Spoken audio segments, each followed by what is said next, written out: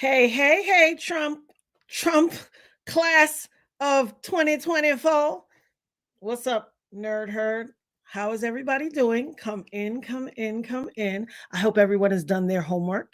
I hope you guys have your notebooks. I hope people went and looked, watched What the Health, got some nutrition information. I know quite a few of you did because I got a ton of emails. So thank you. Shout out to the family. Are you guys prepared?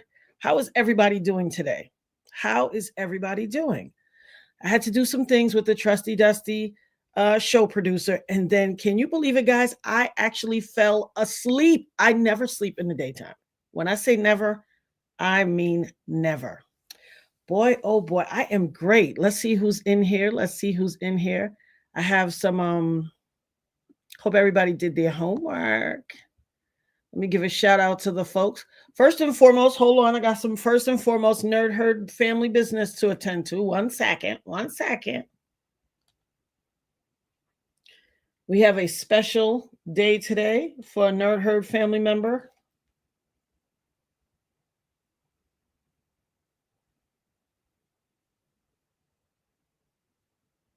Excuse me, Kevin Rucker. Are you here, Kevin Rucker? Please drop something in the chat if you are here. Nerd Herd family, I want us to get apples, cakes, balloons, gifts, everything together, and let's shout out Kevin Rucker. Today is our Nerd Herd family member's birthday.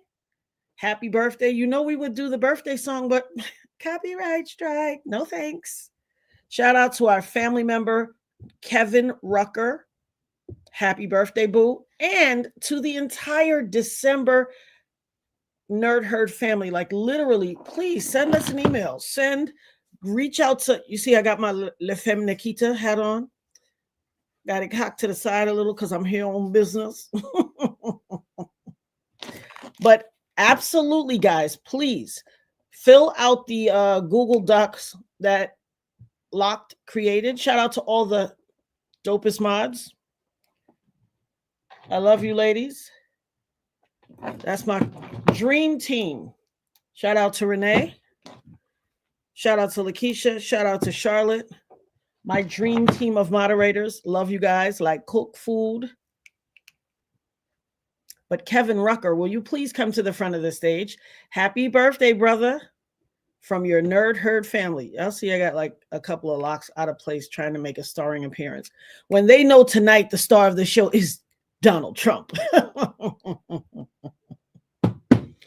Let me see who's in the house tonight.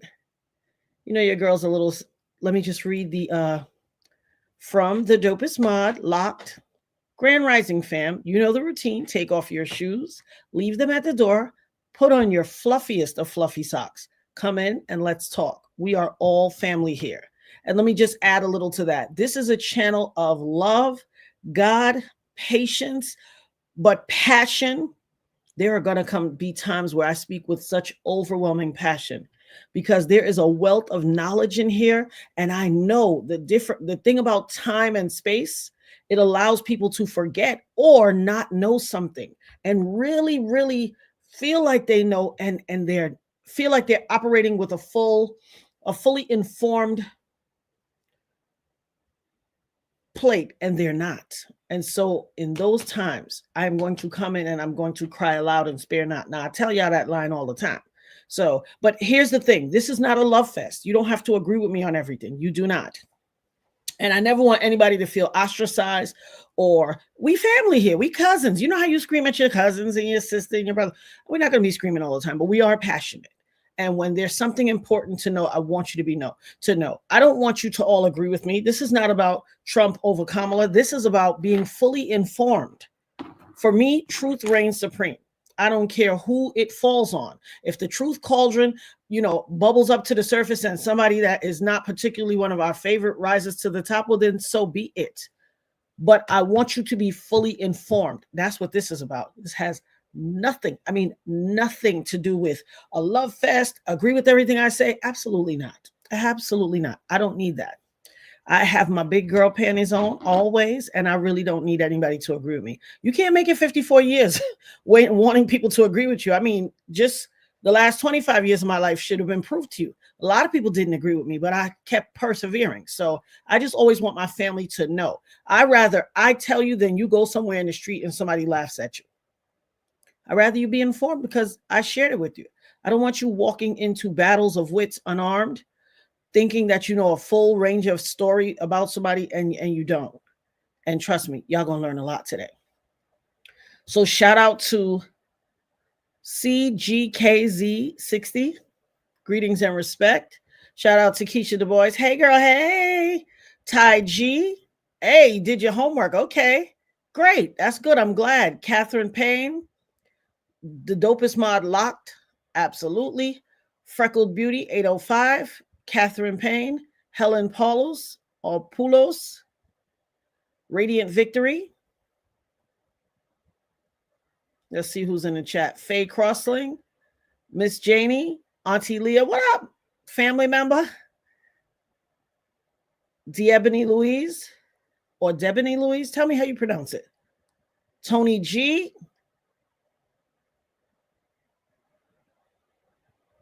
Let's see. Search for you. Michelle. Shannon H. What up? Family members. Maria Jose Anceres. How did you like that? Did I roll that properly? Y'all got to let me know. Miss Grenada. Hey, Miss Grenada. Chef Haiti Star. Uh-oh. You make some Douai Noir? I need some Douai Noir. Rachel Bland. The list is getting long. And for those of you who don't type, you just watch and participate. Shout out to all of you guys too. Let's get with it. So this is not going to be in any particular order. I have a massive Donald Trump playlist I've amassed for you guys. And I absolutely and unequivocally want you guys to see all facets. And we don't want to make it boring. There are going to be times throughout the playlist that I stop it and talk to you. But always know the mission and the point of this is ensuring that you are fully well abreast of this person that you think you know. It is not a bash session.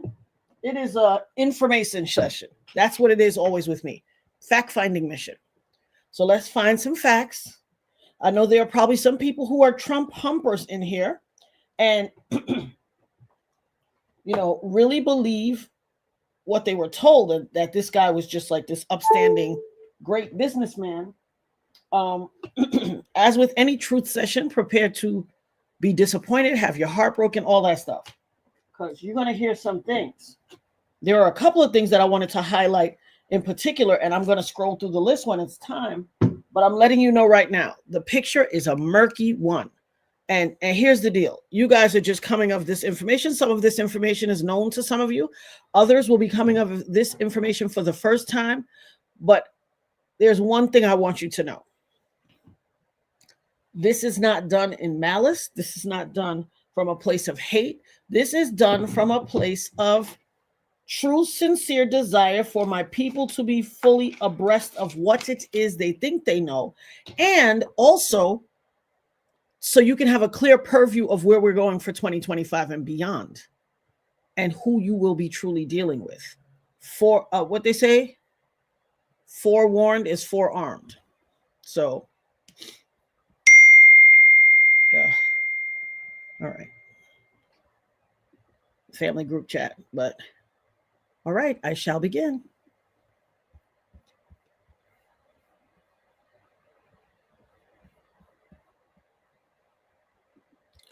Let me make sure. Okay, that's added to the stage. Maybe hate is what we need if we're going to get something better. I feel like they might take us to the back of the precinct. 1 second. I'm going to have to roll that back for you. I'm going to make it bigger. This is a hugely important story. I wish I could tell you it was. I'm going to roll it back, guys, because you missed some of that. Black and Hispanic boys were arrested for a crime they didn't do and sent away. I felt like they might.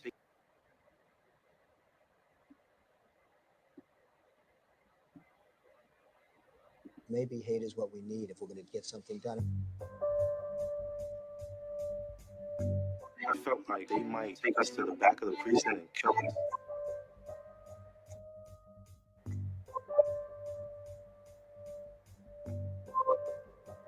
This is a hugely important story. I wish I could tell you it was unique, that 5 Black and Hispanic boys were arrested for a crime they didn't do and sent away for a crime they didn't do.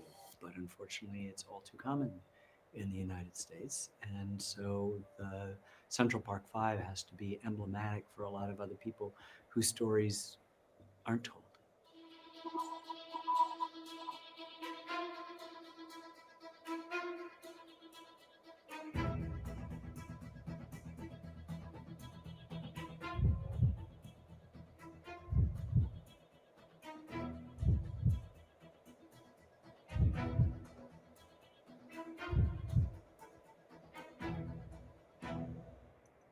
There was a orange-haired real estate developer in New York at the time of the Central Park jogger case who took out full-page ads in all the daily newspapers asking for the return of the death penalty and more police. Of course I hate these people. And let's all hate these people, because maybe hate is what we need if we're going to get something done. And he believed that these children should be executed, even though, of course, even the return of the death penalty would disqualify the execution of children. It was horrific then. It's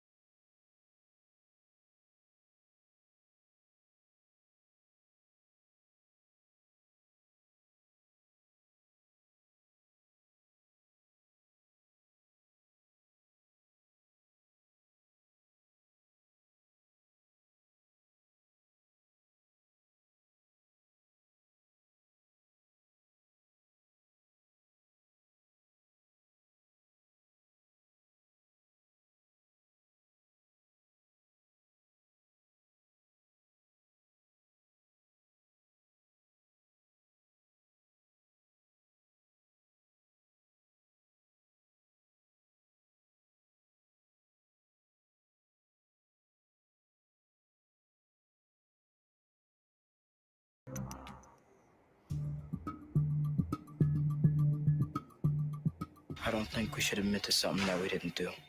Okay, we keep fighting. If I was starting off today, I would love to be a well-educated Black, because I really believe they do have an actual advantage today. That devil wants to kill my son. You gonna take an ad out about killing my son?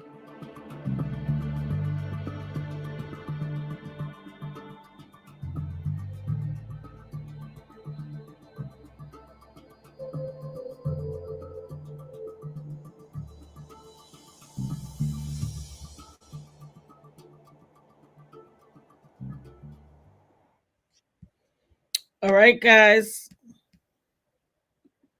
So that was the first of the many Of course I hate many these people. tidbits. And let's all hate these people, because maybe hate is what See we how need Donald if we're Trump gonna get down? something He said, I'm going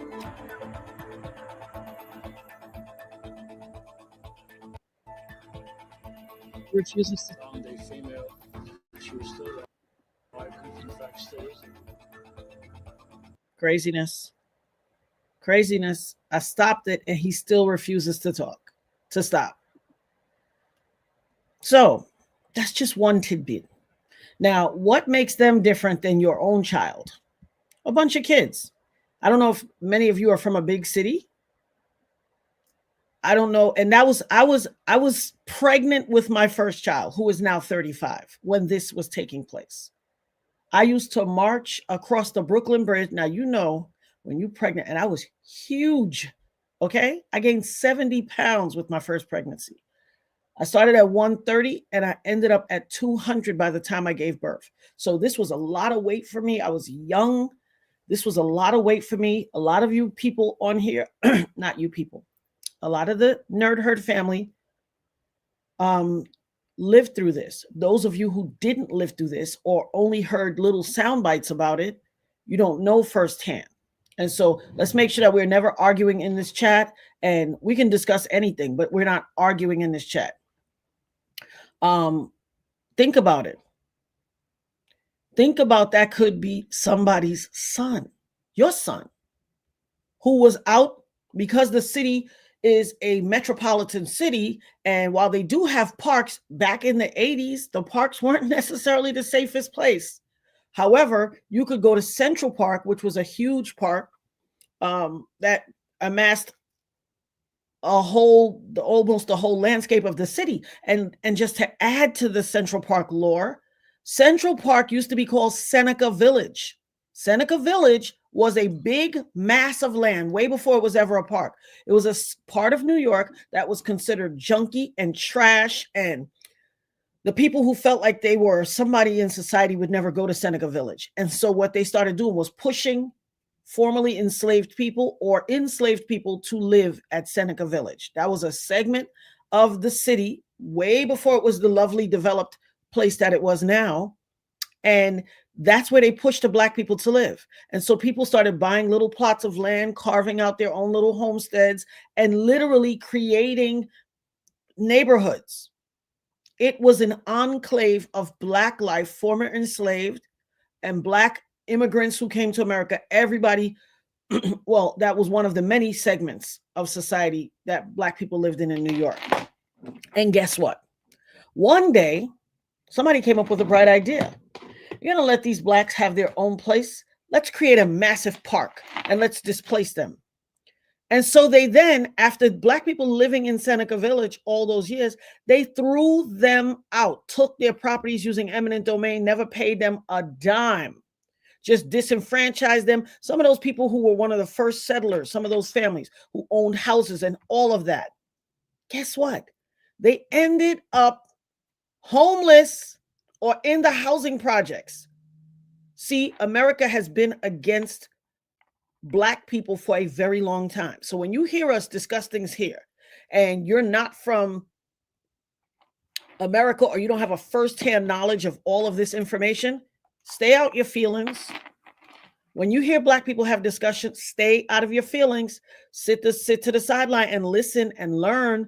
Don't come in your feelings and be all like, oh, it's not about race. It's not garbage. You have to go back too many years to change that narrative for you to tell people it's not about race. See, some of the people who are still suffering the offset of all of that stuff, their family members were alive not that long ago, or their grandmother was born in 18 something when all of this was still taking place. So you got to chill with the, it's not about race, we're all equal. Cut it out. Because when you do that, you are gaslighting people for whom this is still recent history. Okay? And I'll tell you something else. I know two of them. I told y'all that last night. Let me show you something.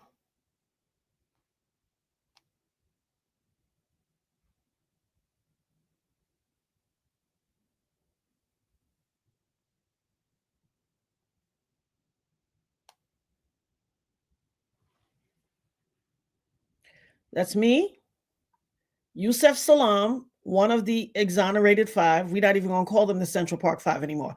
And my homeboy, Raheem Shabazz, who is the director of my docuseries, the sizzle reel that you see on my page. That's the three of us at an event. And I was going to actually honor Yusef, but he had a scheduling conflict. When I had my it was my 20th anniversary. Shout out to Judge Shady Court as a new member. Shout out to you. Welcome to the family. It's okay if you're a little late, honey. You're just catching up. You just missed the first video, but that's all right. I'm going to send them all to Lock, and we're going to have a playlist that you guys can I have a Trump playlist on my YouTube channel. So you'll be able to go in that Trump playlist and look at any time. Trust me. I think there's about 55 videos in it. Okay? My third uncle was given land under the, I want to read that. It looked like very interesting. Oh, thank you. I appreciate it, Kim. Shannon H said, my third uncle was given land under the homestead or land per the Homestead Act in Oklahoma. They drowned him, institutionalized his wife, and put his children in an orphanage. My God. I am so sorry. This is what I'm telling you guys. The relatives of people who endured the atrocities at the hand of the United States of America are your current family members. You have a nerd herd family member whose recent family members endured this. You guys gotta, I'm telling you, in order to be a nerd, you cannot have thin skin. We have to have thick skin. And fair use is all in the description. So we don't want no problems from nobody. This is fair use. And that's why I have to stop from time to time and show you guys things and discuss it in order to make it, not a copyright strike. Thank you, Kim. Kim says, I have a wonderful disposition. Why, thank you. I appreciate your aura as well, too. And trust me, I can feel the love. I can feel the love from you guys. Guys, I'll have you know the Trusty Dusty show producer said, were you on for 5 hours yesterday? What on earth?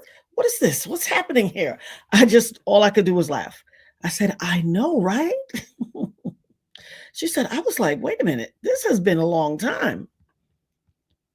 Yeah, it's about facts. We cannot live in a society not fully armed.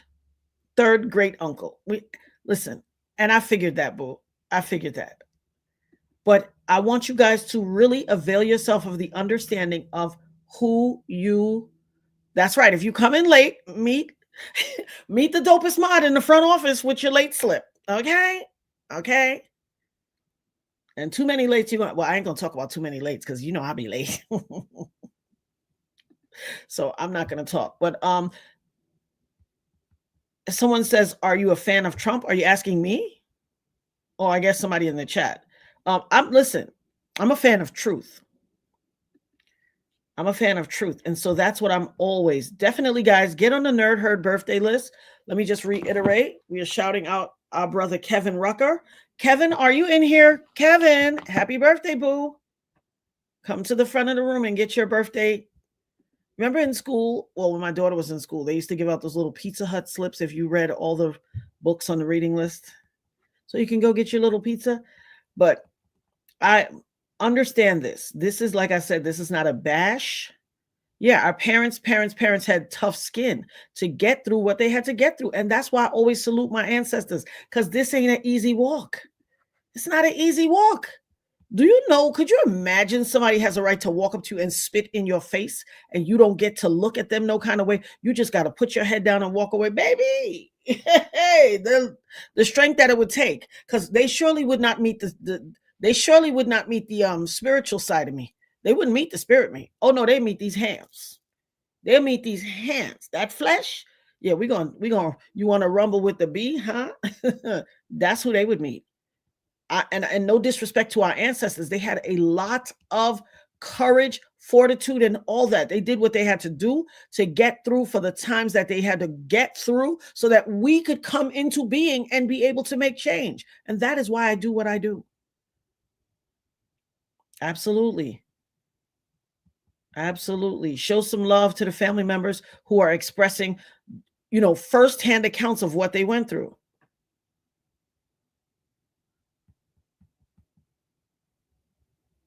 Yeah, they take houses all the time. They say eminent domain, take your house. And what they traditionally did in Black communities also was they would cut through the middle of a successful Black community and put the highway right there, which brought on all types of, the industrial revolution in those communities. A lot of children developed asthma and all types of stuff because, as you know, a highway system is not built in a day. So those other people would still have to continue to live within their community, but be exposed to all these toxic chemicals, all of this, commercial real estate and industrial offset and smoke and things like that. Yeah, lots of children have severe medical problems just because it was intentionally done. And trust me, I used to work for the Department of Transportation. I looked up a lot of things in their history. It was intentionally done to deconstruct Black communities so we could not get a stronghold and a footing. You notice where the suburbs are, you have to go through, when you get off the highway in the suburbs, you're going to ride through a commercial district where all the stores and stuff are. And then you have to go down a bit and then you'll go to where the houses are. But when you're going through an inner city community that is predominantly Black and Hispanic or Latinx, you are going to get off the highway and somebody's house right across the street or down the block. You can't think that that's healthy. Just the carbon emissions from the cars. And now we have emissions, I would say, for the last, maybe 35 years. But before that, please, your car could stink, blow smoke, all kinds of stuff, and be still driving up and down the street, polluting people. And look what happened during the pandemic. Everybody had to make these outside restaurants. People were sitting on the sidewalk trying to escape somebody coughing on them, getting hambubolasmosis and being out of here in 2 weeks. But they were sitting at the sidewalk getting exhaust fumes in their face. What is the implication of that? Did anybody do a study on that? No. So think about it. So you saw your first piece. I'm going to show, now I have longer pieces of film, but I have small snippets because we're building. We're going to get to a crescendo where we'll watch the longer ones. But as for right now, I want you to see these small sound bits because I'm focusing on certain things that were discussed yesterday. And so you need to see these things. You need to know who your boy is. So you see how there are a lot of people after the election, post-election, we saw a lot of people online crying about, I feel sorry for my LGBT family or my Black family or my this family or my that or whatever. They feel afraid. A lot of people will talk a good talk, but they don't walk that same walk. I want to show you some stuff. And I had a conversation with somebody who's a very serious Trump humper. And I told him these things and he told me that's a lie. That is not true. I said, you asking me or you telling me? That's a lie. Prove it. Can you prove it? Every time I told him something else about Trump, he kept saying, I don't believe it. You got something to show me evidence. Can you prove it? And then when I started sending him a barrage of things, I can only imagine, I could literally feel in my spirit when his heart was breaking. I'm telling you, you guys think you know, but you have no idea. You only know apprentice and post-apprentice Trump. You don't know Trump. I'm going to teach you today. And so you can get to understand, I think that you're going to learn what all of that is about. Y'all think y'all seeing a strong businessman who's a straight talker and all that. You are not. And I'm going to show you the origin of that person. Greetings, Donna Jackson. I am well. What a nice comment. Greetings. Donna Jackson says, greetings, women of God in chat. I pray you're all doing well. I also have 2 male children, 34 and 21. I want to make a statement, but I will do it in the next text because I'm running out of room. No problem. Asheo, sis, and shout out to you and your family. We're happy to have you here. All right, guys, I'm gonna scroll down these comments and look and see some of the. Did somebody say they were direct? I could have sworn I just saw somebody saying they were a direct descendant of the. Is that what I saw? Did I see that? Let's see.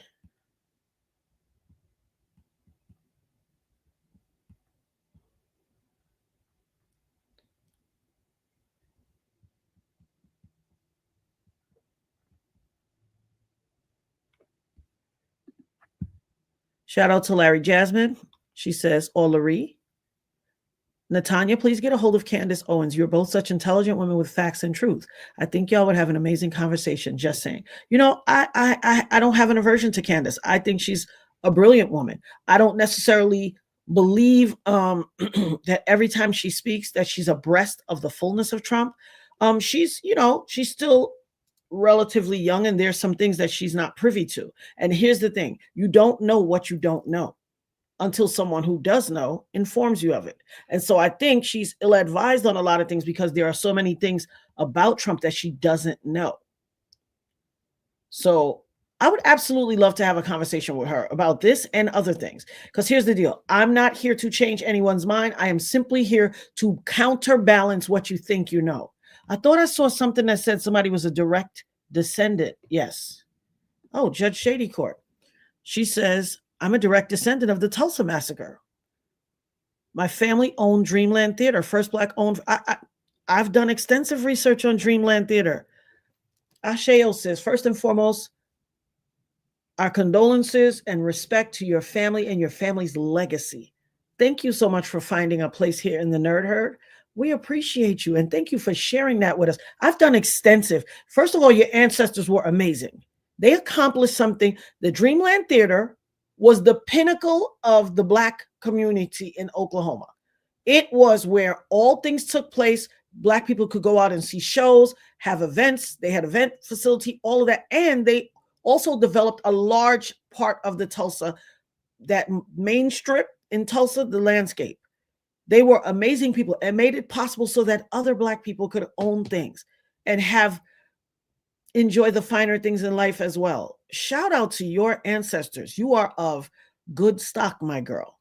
And I thank you, or my guy. I thank you for sharing that with us. Thank you for being a part of oh my gosh, I've done so much extensive. If I'm not mistaken, wasn't you guys created a Black news, your ancestors created a Black newspaper as well too. There's a lot. I've done extensive research. I'm honored. I'm honored to have you here amongst us and that you thought it not robbery to be a part of our family. Thank you so much. Oh, my God, I feel, see? You don't understand what's in my heart right now. You don't even begin to understand. These are things that I've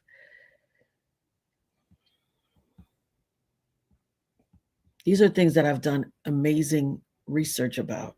And I'm so proud to have you here. Thank you. All right, guys, let me show you. So hold on to your seatbelts because it's going to get crazier.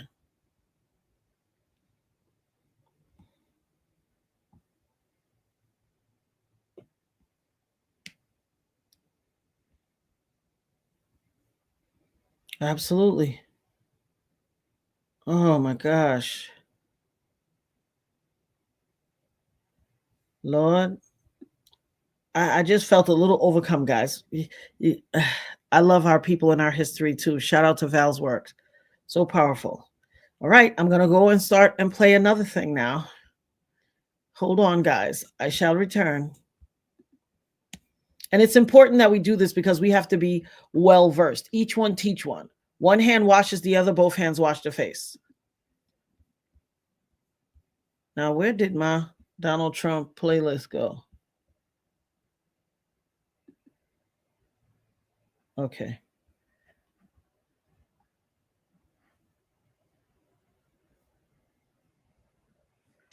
Why is my Trump playlist not to the top? Okay, there we go. Maybe hate is what we need if we're going to get something done. He just wants to talk about his hate so much.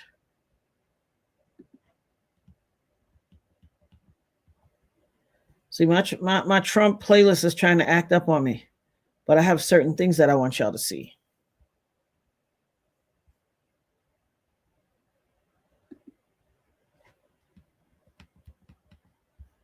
Why is it not climbing the thing? Boy, somebody, the hackation. The hackation is afoot, y'all. Because why is it not just growing back up the playlist for me? Of course. Let me see all. All right.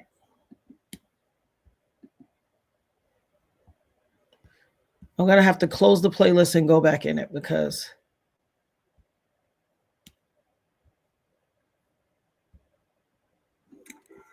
and I am pleased to welcome Trisha Meyer. And this lady, I don't know if you guys can see the screen because I'm pulling down the playlist. But if you can see the screen, the woman who is on the screen is the actual woman who was attacked in Central Park. That is the Central Park jogger.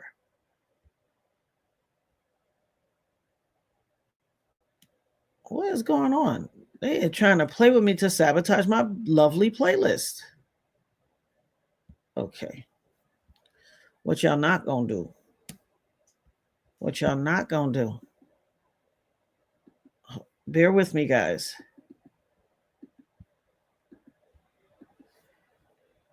Okay. It's so nice to see you. Thank you, Meredith. It feels good to be here. Yeah, you know, when I told friends that we would be sitting down together 20 years It is literally trying to shuffle my playlist and play whatever it wants. My God. Okay, well, this was a good one. Age of wealth and connections. Their immortality achieved through succession.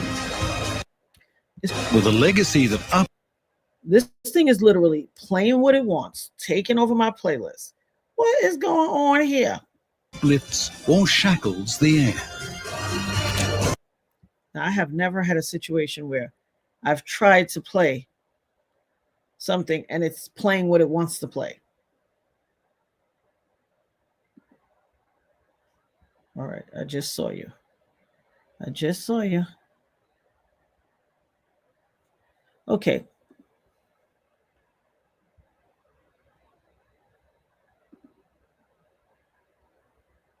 This is nasty work.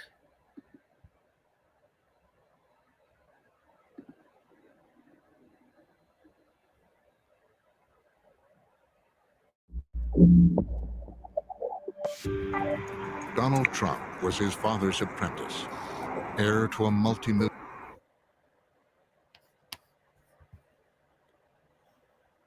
I know what trending is better than anybody in the world. I've been trending my whole life. From the day I was born, I've been trending. I like the good publicity and I like the bad publicity. It all plays. This is too much. It is literally trying to do what it wants.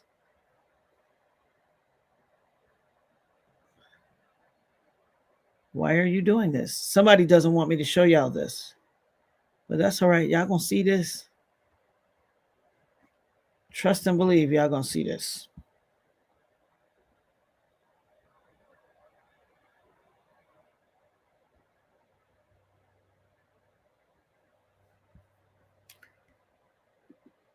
Listen, the hackation is afoot. They're literally, every video I try to put up, it is stopping it and going to something else, but that's all right. You guys talk amongst yourself. I'll be right back.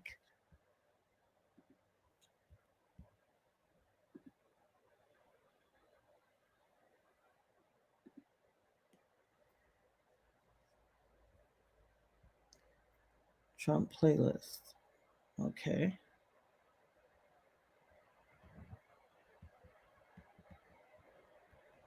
Here we go.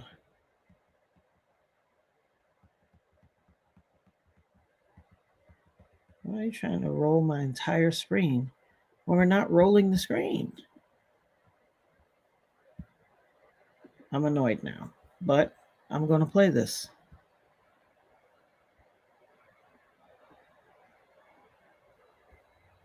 Okay.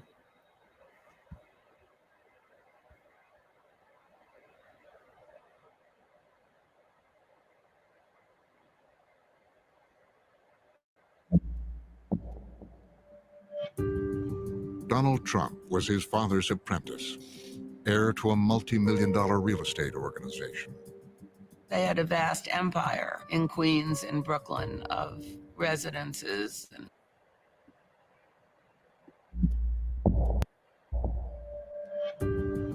Donald Trump was his father's apprentice, heir to a multi-million-dollar real estate organization. They had a vast empire in Queens and Brooklyn of residences and rental apartments. I mean, it was really quite an establishment. But early on, there was a crisis. There came a day in 1973 when the federal government sued Donald and Fred by name and their company for racial bias. This was one of the greatest racial bias cases of its time. This was a particularly egregious case because the Trump organization had allegedly put large C's to connote people of color who were applying for apartments. The government had him nailed. They had the Trump organization nailed. There were multiple Trump employees who confessed that they had been instructed to divert Black applicants for apartments, to discourage them, to tell them that apartments had been rented when they hadn't been. Donald Trump's regular lawyers tell him, settle it, just move on, do the right thing, do what you're supposed to do under the law. And Trump's not happy with that advice. He wanted to fight back. he went looking for a new lawyer in Manhattan. One of the places to see and be seen in Manhattan was called Le Club. Donald Trump walked in, and Roy Cohn was there holding court, as he often did. And Trump said, "You know, I know about you. Can I ask you a question?" Roy Cohn had 20 years of being a really aggressive, no holds barred, go for the jugular, fight back. Anybody says something to you, throw it back at them guy. He was famous for that behavior. And as legend has it, Donald stuck out his hand and introduced himself and said, "My father is being sued by the Justice Department over this race discrimination. What should we do?" And he said, "Listen, I've spent 2 days with these establishment law firms about a case we have. It was a civil rights case or something, and they were all telling us, give up, do this, sign a decree, and all of that." He says, "I followed your career, and you're a little bit crazy like I am, and you stand up to the establishment. Can I come see you?" And I said, "Sure." When they met, Roy said to him, "You might be guilty. It doesn't matter. Go after the Justice Department. Don't ever admit guilt. Fight it. You'll kill them. Just deny everything and fight." And Trump was totally taken by that, and he hired Roy Cohn as his lawyer. That was a defining moment for Donald Trump. Donald Trump was on the ropes. There was no doubt they had discriminated. There was no doubt there was wrongdoing. And yet, Roy Cohn showed him that you can turn around a situation just by ignoring the facts and going after your attacker. Trump countersued the Justice Department for $100 million. I have never, nor has anyone in our organization ever, to the best of my knowledge, discriminated or shown bias in renting our apartments. This is a classic example of where Trump begins to demonstrate something he talks about all the time today, which is he's a counterpuncher.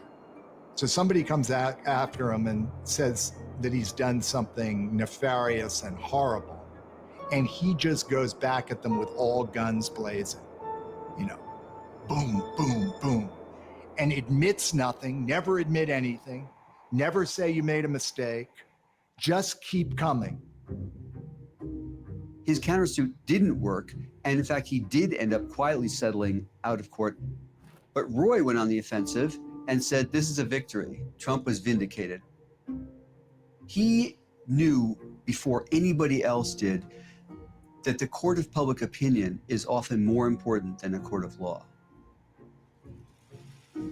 The lesson from Roy Cohn was, don't go the way the establishment does. Don't play by the rules.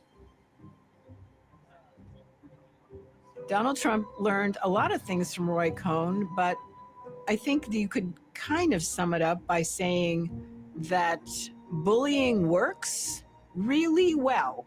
If you punch back, most people withdraw and just look at what you can get away with. For Donald Trump, Roy Cohn's playbook would become a guide to life, business, and politics. A witch hunt, a horrible, horrible, disgusting witch hunt. I did nothing wrong. We'd have a system that was rigged and disgusting. I did nothing wrong. Cohn's approach to life that he conveys to Trump is you fight back, and you fight dirty if you have to. Trump articulates this. And we fight like hell. And if you don't fight like hell, you're not going to have a country anymore. If somebody attacks him, he attacks them back, he says, 10 times as hard. He's not about diplomacy, he's not about negotiation, he is all about the fight.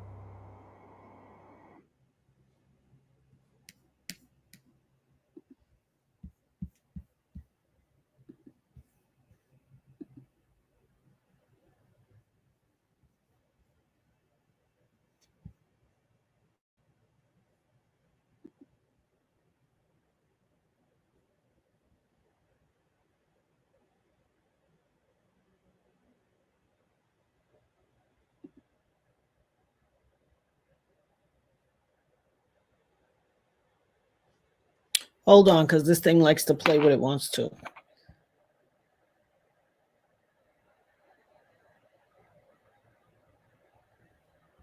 And I see it just keeps rolling.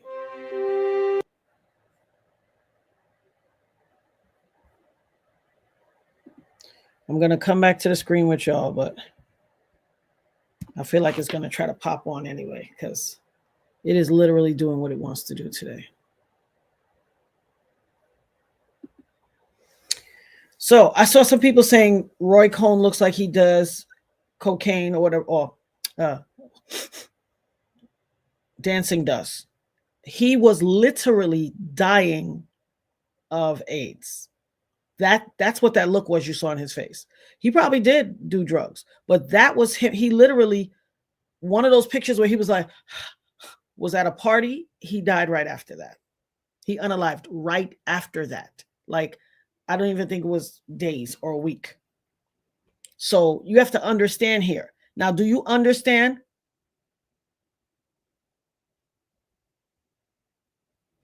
He didn't have any type of moral compass. He didn't have any moral compass, and he was willing to teach Trump or anyone who was willing to listen the same thing. Y'all think when Trump is like, hey, go lay down, hey, tell you, you think he's so aggressive because he's speaking the truth? No, he will never admit the truth. So all that you know of him, everything that you know of him for your whole life, especially the ones who are young, everything he says is a lie. He got it from the infinite liar. I am going to someday show y'all the Roy Cohn story, not just his Trump part, the whole Roy Cohn story. Roy Cohn was a well-accomplished attorney, okay? A barracuda who lived a double life, didn't want to admit that he was GAY, and harassed other people who were publicly GAY, called everybody a communist, was just racist as the day is long. No, you don't have to feel sorry. Don't feel sorry, Valsworth. Listen, that man was a barracuda, a sucker. Listen, he lied the entire time. They kept saying, sir, it has come to our attention. Are you suffering from AIDS? He's like, are you crazy? Absolutely not.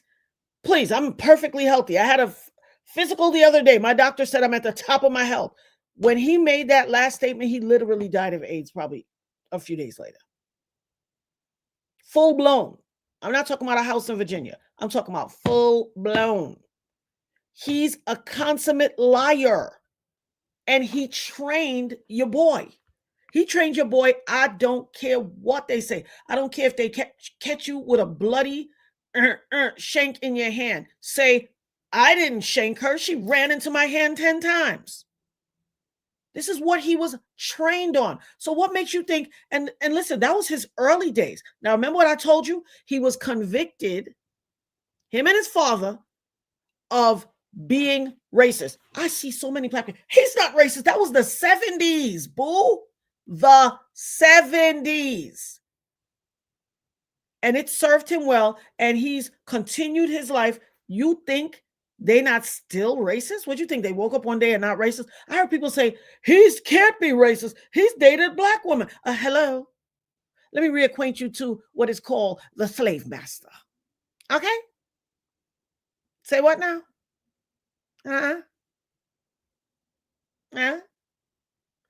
Act like y'all know. Just because you are racist doesn't mean you don't fetishize another group of people, the people that you profess to hate. Lots of people fetishize black people. That doesn't make him not racist. It just makes him diabolical and a sociopath. But all statements are the opinion of the dopest nerd and protected by a First Amendment right to free speech as sanctioned by the United States Constitution under the Bill of Rights, First Amendment. Thank you.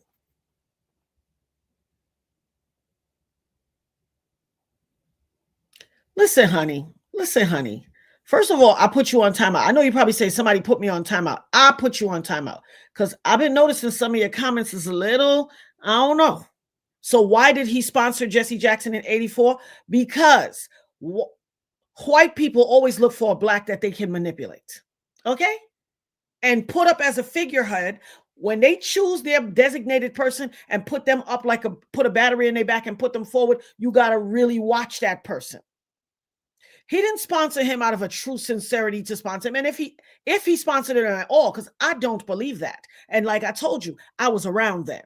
So you post your proof, cite your sources in the chat, because I don't even believe that. I remember when Jesse Jackson ran for president in 84. I remember. And I don't believe that. I don't remember that at all. So cite your sources. Because we ain't never seen no current union of Jesse Jackson and Trump. Cite your sources, boo.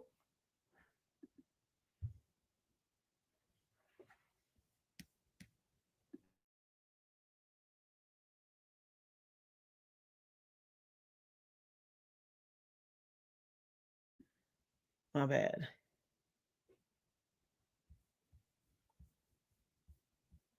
You can tell, listen, you can tell they're racist. Anybody who can't tell, you don't want to see it. You have confirmation bias. You only want to hear that which allows you to believe, continue to espouse and believe what you believe. And if you didn't drink the Trump Kool-Aid, you already the deck is stacked against you twice. Drinking Kool-Aid and believing in Trump. Telling you. You think you know, but you have no idea. And that's why they're trying to, mess up my playlist, because I had things in groupings of stuff that I wanted you to see. Yeah, be careful with your words, guys. You got to misspell the bad words. We do not want to get struck.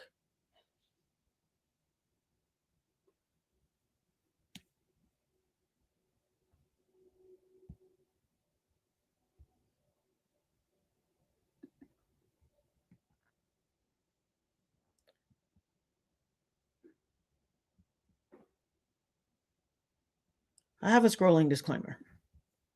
Why y'all be thinking y'all need to get me something?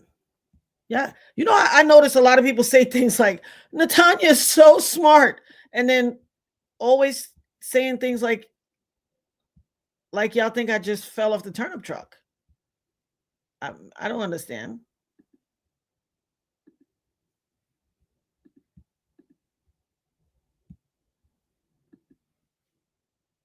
Ta-da!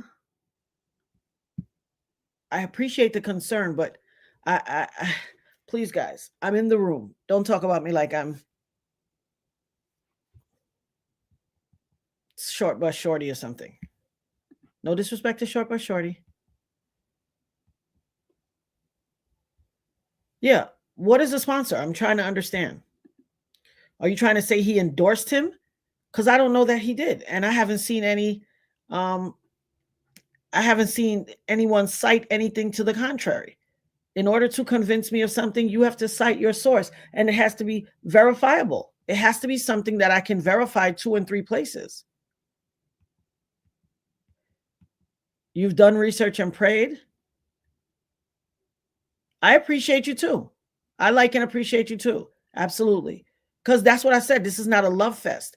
What I want you to know is here, we don't espouse random things that we cannot cite and back up. And for me, I'm always about citing sources. Citing sources. Hey, what's the deal, Dex? How you doing? Shout out to my people's Dex from Brooklyn. Hey, look at Locke got a minute. That's what I'm talking. Look at my girl. On point. On point. That's what I'm talking about. Shout out to Dex. And shout out to Locke, because she is always locked in.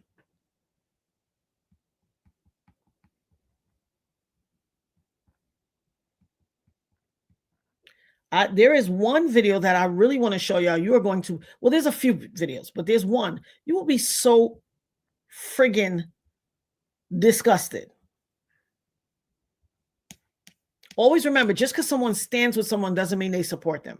Just because someone endorses someone doesn't mean they support them. It means that they see that person as someone malleable that they can manipulate and use to further their agenda. And that does not indicate a sincerity to stand with that person.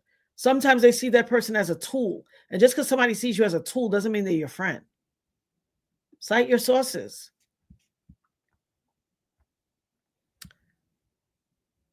Now, these folks going, where's my playlist? I'm getting tight. Let me see. These monkeys keep messing with my playlist. Okay, let's see. Let me back it back. There go my play. Donald Trump was his father's apprentice, heir to a multi-million-dollar real estate organization. They had a vast empire in Queens and Brooklyn of residents. I could press stop. This thing just does what it wants. This is so bizarre.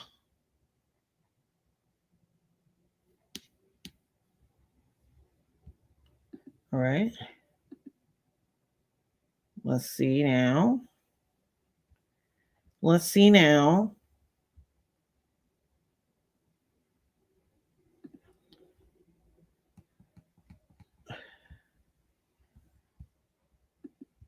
All right, let's take it back to childhood. But I have other things that are more important that I really want you to see. And it still keeps trying to play what it wants.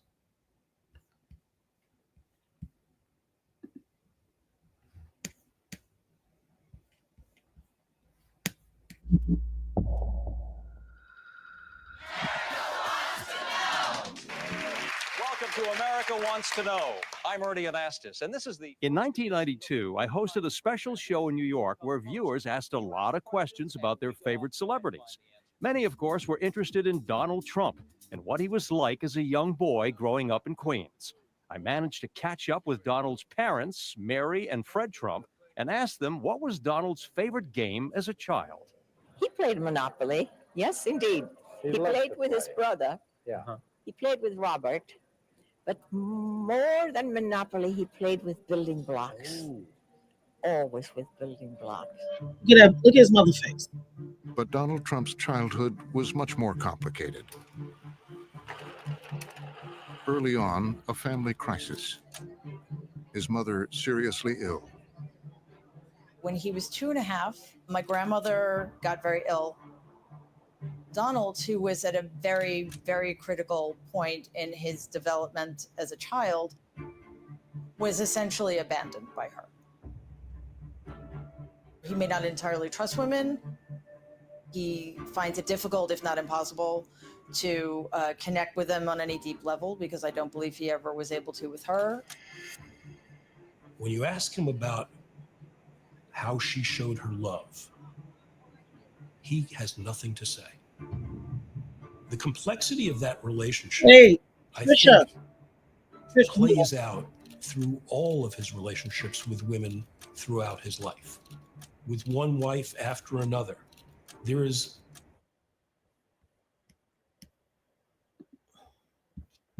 Hold on one second.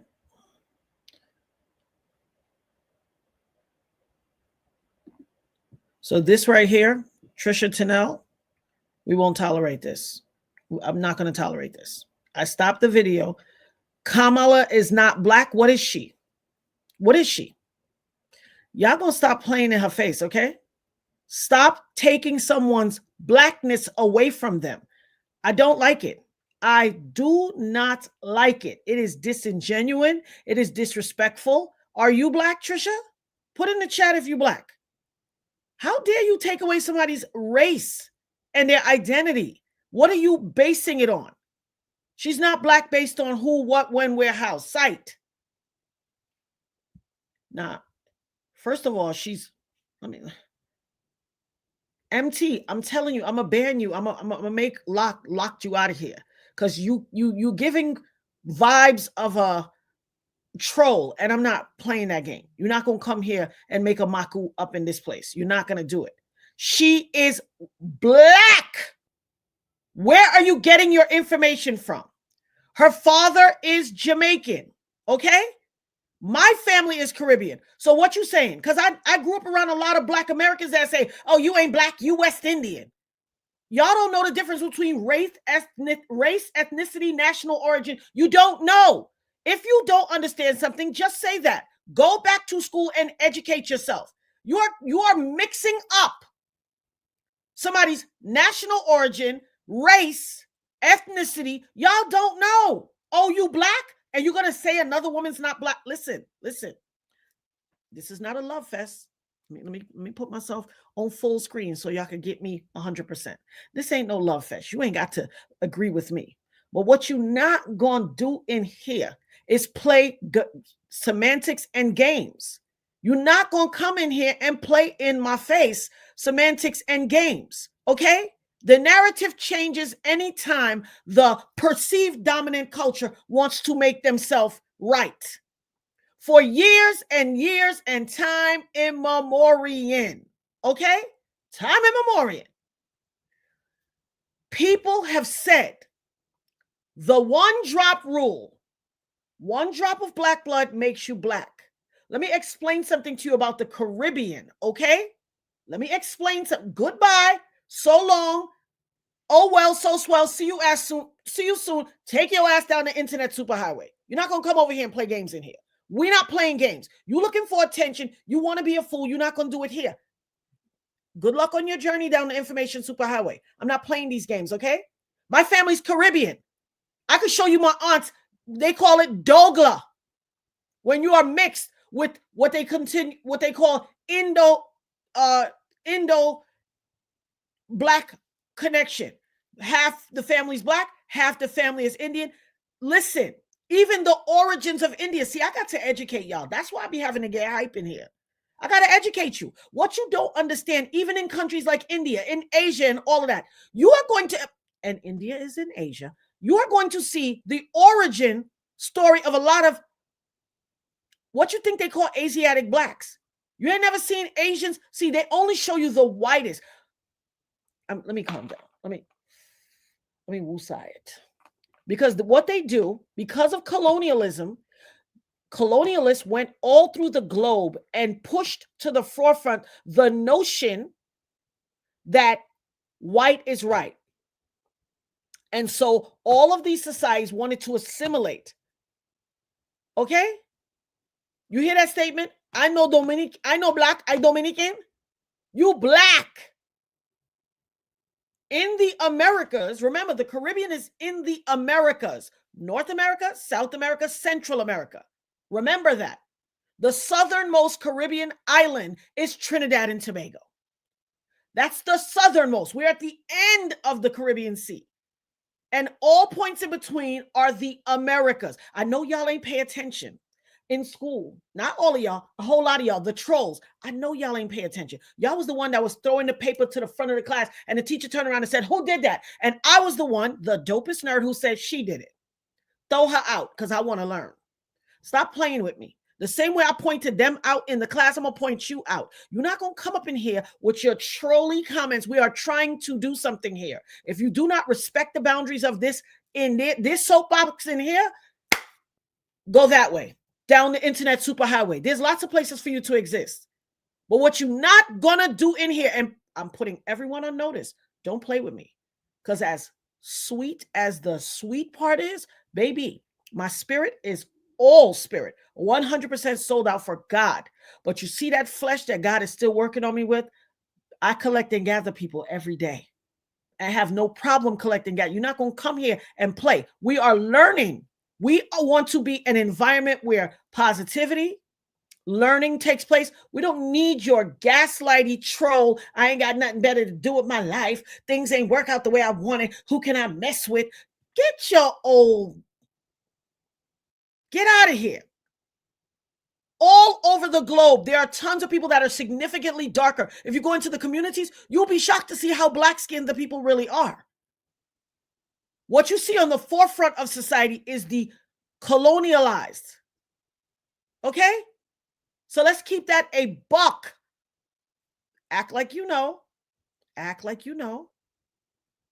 And stop playing games with me. You see what my boy Archangel Michael said? My mom is Greek and my father's Aboriginal. Those are both dark complected. Our Aboriginals are black. So What do you do? Don't come in here with your foolishness, people. This girl, I've been watching her. I'm listening to the video, and I'm seeing this girl trolling. I'm like, what's going on? I put her in timeout. She got back in no time. I do not want you to play with me in my soapbox. This is my soapbox.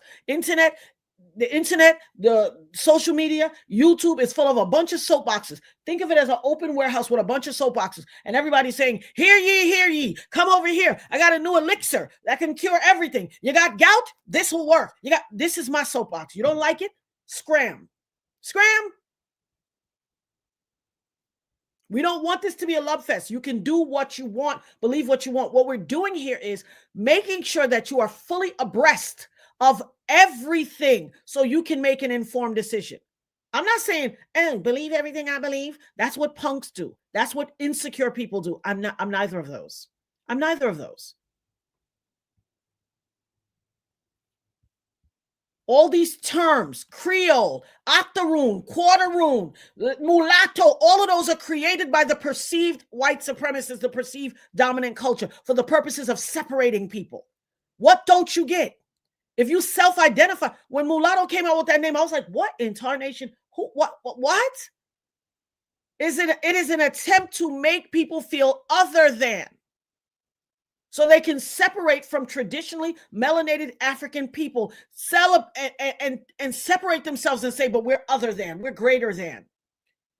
It is the definition of, I Dominican, I know black. Okay? Cut the shenanigans up in here now. Don't piss me off in here. I'm trying to do some right. Listen, like I keep saying, let me put your comment on the screen. She's grown.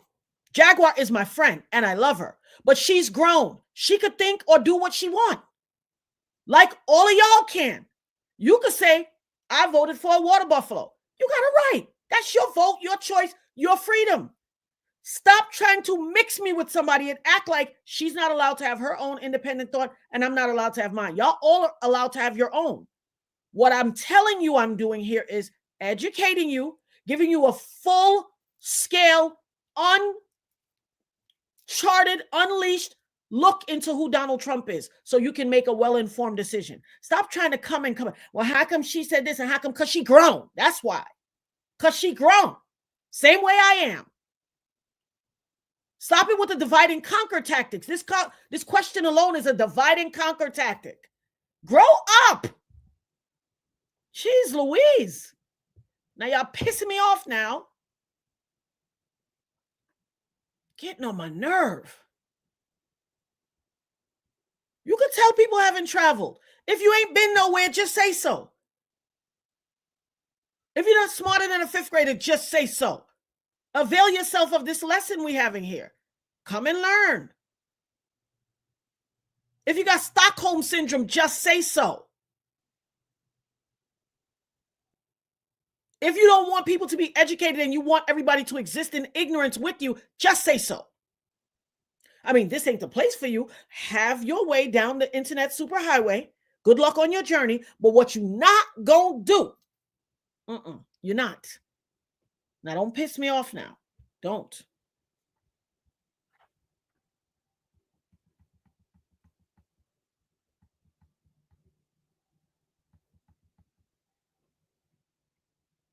Hey, babe, what we're doing here today is Trump education. People are becoming fully abreast of who he was and learning things. And right now in the chat, you know I'm behind in the chat, guys, because the chat is learning. What you mean learning? I mean, you want to be famous. Let me put you on the screen. Learning means hearing both sides without bias. So you ever heard this side? Have you ever heard this side? No, because you are comfortable with the side you've heard. The narrative that is pushed in mainstream society. You haven't heard this side. You have not. Now, I want you to get some of this education. I really want to ban you, but I really want you to get some of this education because you think you know so much and you have no idea. How old are you, my dear? State your age. Hey, LA Chic, how are you, boo? State your age, MT. How old are you?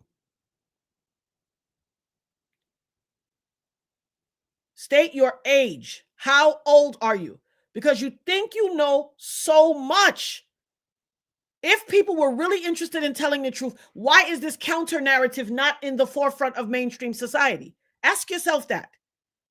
People have heard things here today that they've never heard. Ask yourself why.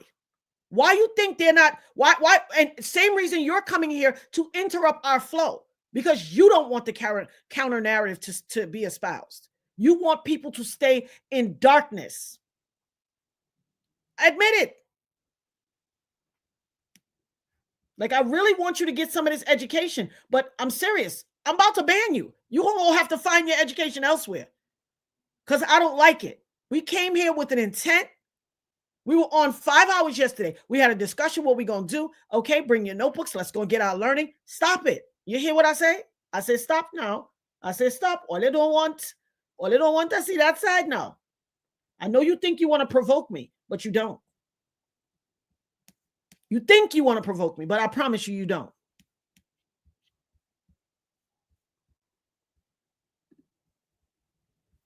Now I'm going to split my screen back. I'm going to go back and continue the video. An inability to reach any recognizable level of intimacy. Young Donald had his own crisis, finding his place in a family dominated by his father, Fred, a stern and demanding real estate developer. I strongly suspect that he had a relationship with his father that accounts for a lot of what he became. And his father was a very brutal guy. He was a tough, hard driving guy who had very, very little emotional intelligence, to use today's terms. Donald's father's overall message to his children was, and it was a very different message to the boys than to the girls. To the boys was compete, win, be a killer. Do what you have to win.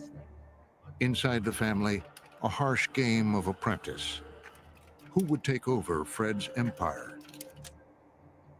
The first in line wasn't Donald. It was his older brother, Freddie. My father was sensitive.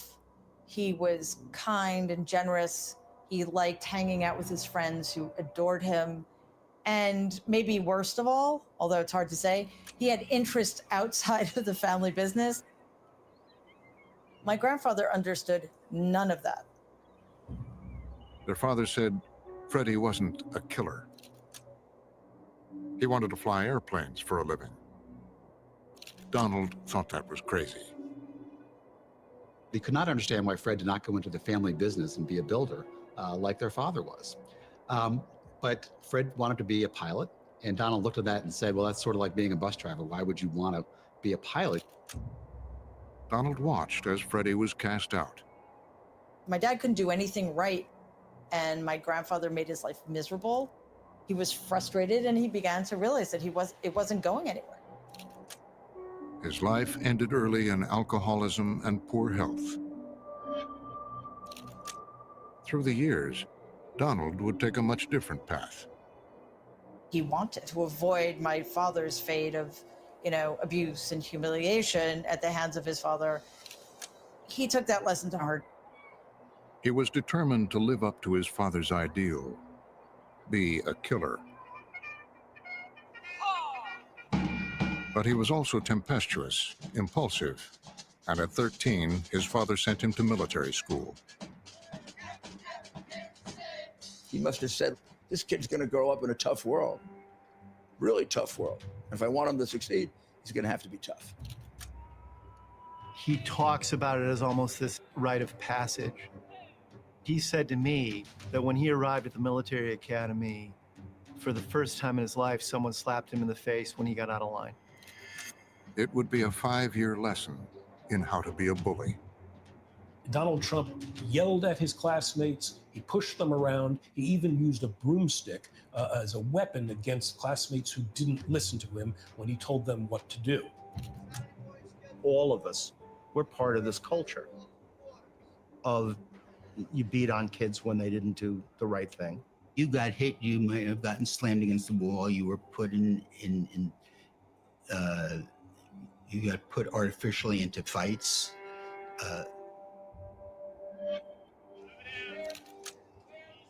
He became a leader of the cadets. He became one of the student leaders who had a number of kids under him in the dormitories, and he ruled the dormitory life with an iron fist. Inside that brutal world, Donald had found his place. His mother told me that he was never homesick.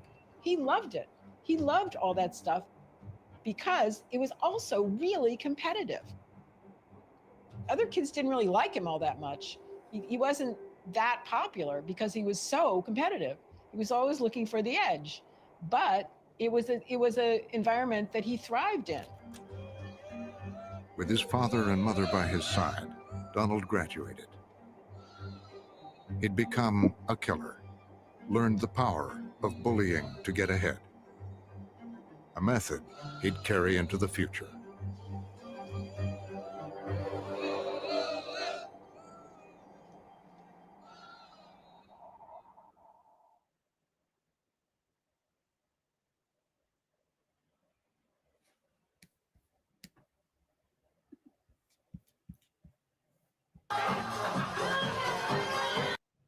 Oh, I might as well let that play.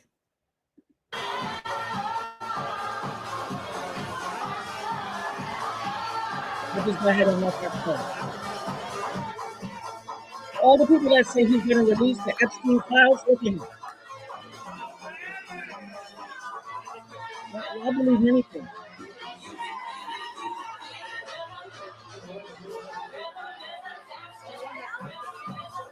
You know who this man is? This is Jeffrey Epstein. But y'all think he's going to release the Epstein list. No.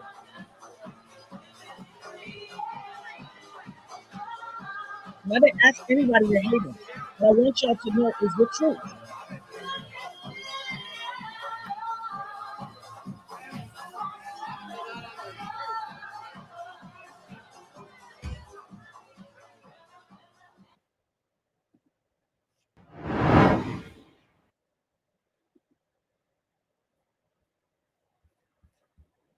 I want people to always understand the really real and not get caught up in the rapture. These people got my playlist all jacked up. Let me see if I can back out of it again.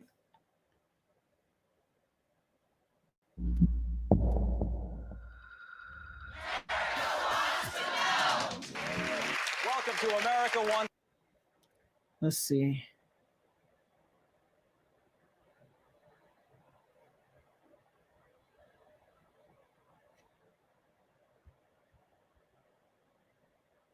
It's trying to prevent me from being able to scroll down my playlist. Let's see. Let me see if I can do it like this. All right. Yeah, there we go. There we go. All right. Let me find this one. There we go.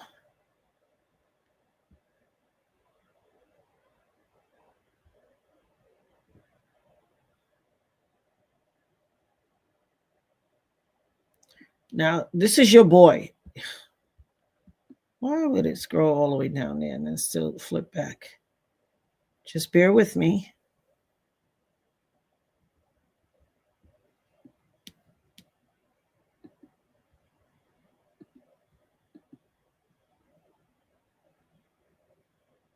Thank you, everyone. Donald Trump has every right to be proud of his daughter.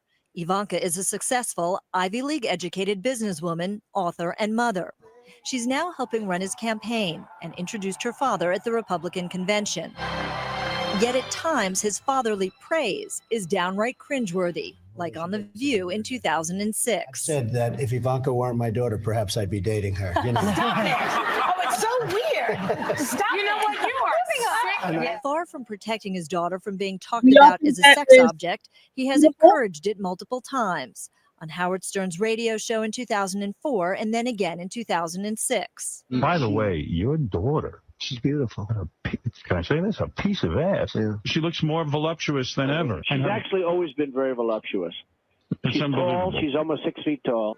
In May, Ivanka described herself as a feminist while defending her father on CBS after a scathing New York Times article about his alleged negative treatment of women. Is there unending commentary on the female form? No. I've known my father obviously my whole life, and he has total respect for women. Please welcome the lovely Ivanka Trump. Still, even Ivanka seemed confused when talk show host Wendy Williams asked about things the two have in common. What's the favorite thing you have in common with your father? Either real estate or golf. Donald, with your daughter? Well, I was going to say sex, but I can't relate that. Donald Trump has always been proud of his daughter. I'd call collect to his office. I was probably, 10 years old. He would pick up the phone every single time, and he'd put me on speakerphone. Wouldn't be a long conversation. He'd introduce me to whoever was in his office. And he was front row when Ivanka took to the catwalk during her short-lived career as a fashion model. Still, Donald Trump repeatedly points out how hot his daughter is, saying last year in a Rolling Stone article, "Yeah, she's really something, and what a beauty, that one. If I weren't happily married and, her father." My daughter, Ivanka. Yeah. She's 6 feet tall. She's got the best body. Yeah, she's hot. Ivanka continues to defend her father and has said he is not sexist.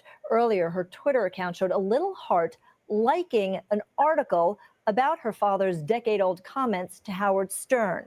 The Trump campaign directed us to Ivanka's brand manager, and a source there tells us it wasn't Ivanka who personally liked the item. It was, quote, a simple mistake by a staff member. CNN has reached out to the Trump campaign for a response about the comments themselves. Now, let me stop it for a second so we can have some discussion, because y'all ain't gonna tell me y'all think anything is normal about this shit. You're just not gonna tell me. If you think that this is normal, then something's wrong with you. Thank you, everyone. Donald Trump has every right to be.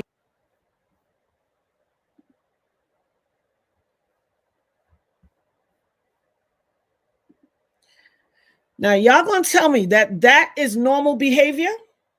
Do you see this on mainstream society? How many of you people knew this? Huh? How many of you people knew this? Where's your girl MT? Where your comments at now? Where you at, boo? You think this is normal? That's who you want to run the free world?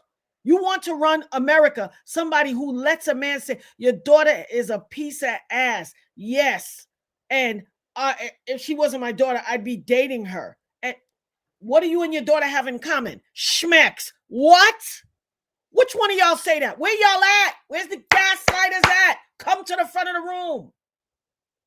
Yeah. Where y'all going? Where y'all at? How disgusting is that? Now, I told you, some people are going to have their heart broken. This is not for the faint at heart. You think this is normal? Is this your leader? This your president? This your president? You see that picture of his daughter sitting on his lap, straddling him when she was like 11? The disgustingness. Where is y'all at? Where y'all at? Huh? What happened? What do you have in common with your daughter? Real estate and golf. Oh, I was going to say schmecks. Where y'all at? What happened? Wait, what happened? All they gone? All they in the intermission? Y'all went to the bathroom? Where y'all at? Huh? Huh? Y'all don't find that to be repulsive and disgusting. Oh, but wait, there's more. Step up to the front of the room now. Crickets. Because like I said, I want my people to be fully aware and abreast of what they've gotten into. And y'all be like, oh, Trump said he gonna release the Epstein list. Are y'all dumb? He on the list. The flight patterns have already, the flight logs have been released a long time ago. That ninja is on there back and forth, back and forth, back and forth. But y'all still out here. He gonna release these lists. This is what I'm saying. This is what pisses me off. This is what pisses me off. Y'all are espousing and spewing a narrative, getting finessed People are finessing y'all. I do not like my friends being finessed. I like my friends to be forewarned is forearmed. You ain't got to believe us. You ain't got to agree. But I want you to be fully armed so you can walk into that conversation and state your case and prove it. Where are the trolls? Where y'all ran to? Because I didn't block you. I want you to get this information. Where you going? What happened? What happened?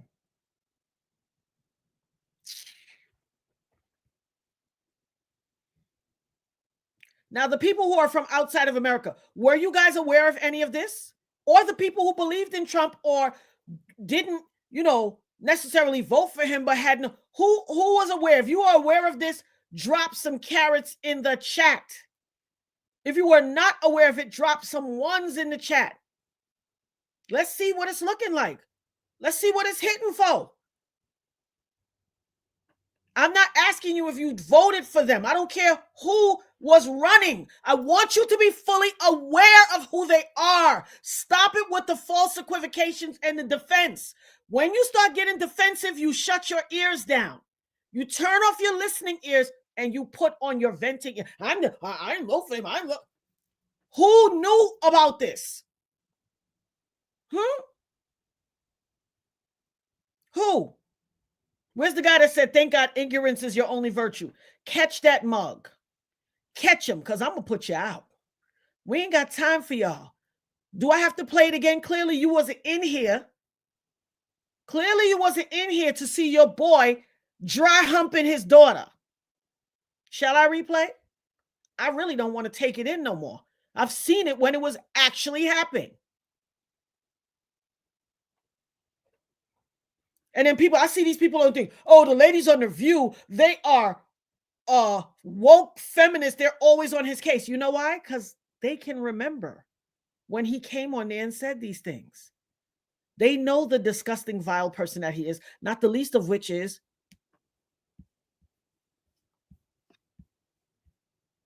let me time you out, because first let me put you on the thing. You catch what?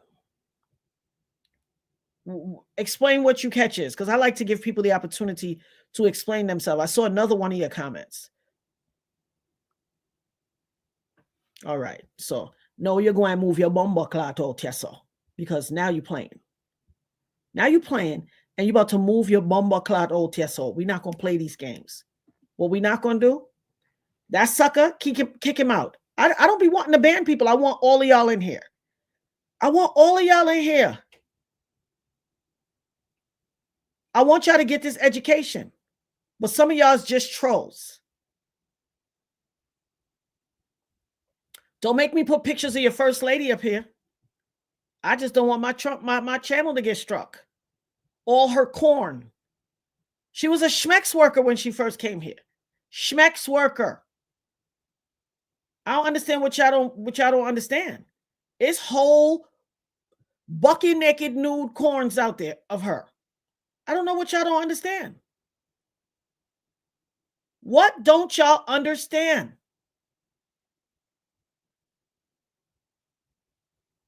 I'm not trying to tell y'all believe what I believe. I could care less. I already know what God told me about what's going to happen here. I already know. Those who have eyes to see and ears to hear. What I want y'all to do is be well aware. Have a counterpoint and a counter narrative for what you hear and think you know. That's all I ask.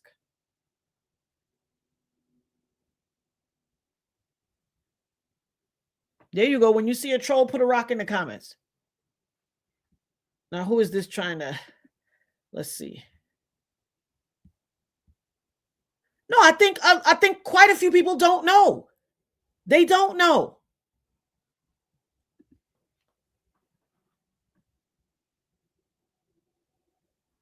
Linksy said, Natanya, do you really think people don't know, or that they choose to turn a blind eye because they value what they think he stands for wealth?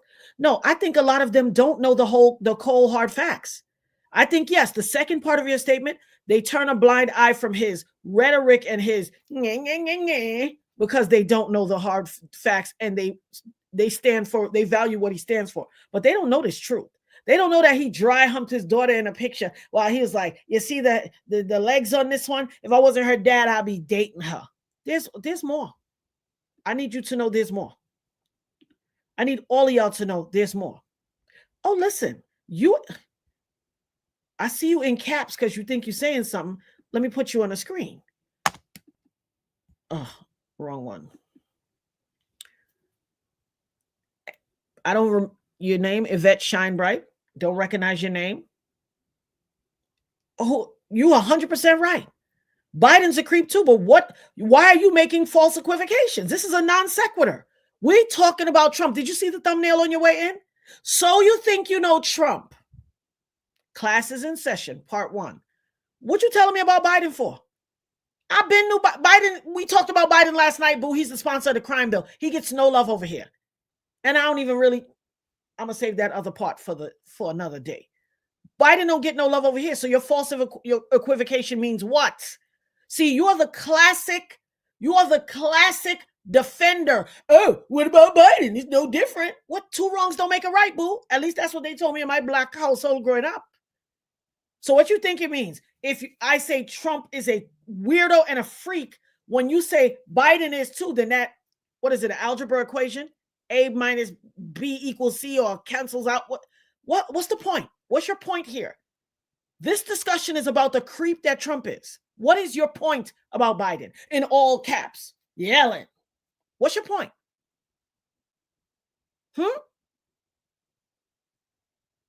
So if the neighbor on one side of your house is a creep, but he gives you plants off of his gardening in the back, you cool? What you gonna say? The other guy on the next side is a creep too? I don't understand. What is the point of this? Yes, froggies. What aboutism? Classic when they can't handle the truth about their savior, Trump. Exactly. The amount of people that said, what is a tariff after the election, or what is fascism? I couldn't believe it. I was like, are you kidding me? Are you kidding me? But wait, there's more. Please understand there's more. See, I want y'all to get this education. For me, it's about being fully abreast of everything that you think you know. Look, even Melania ain't playing the game. Look how Melania look at her.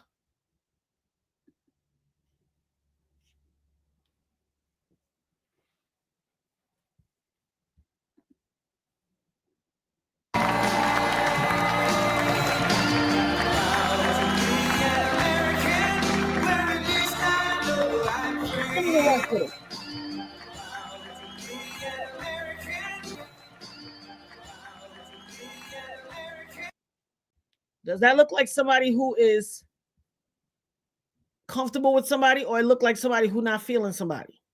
Because I know what it looked like to me.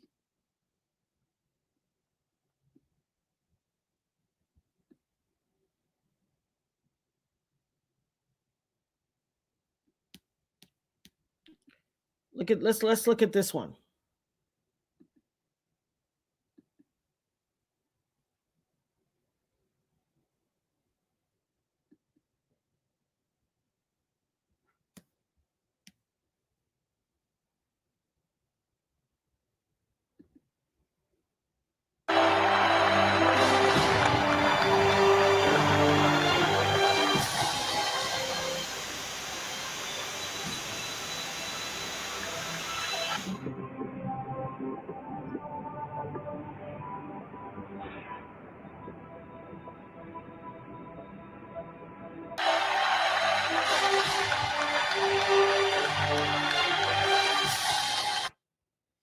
You think it's appropriate for your father to be touching you and holding you like that?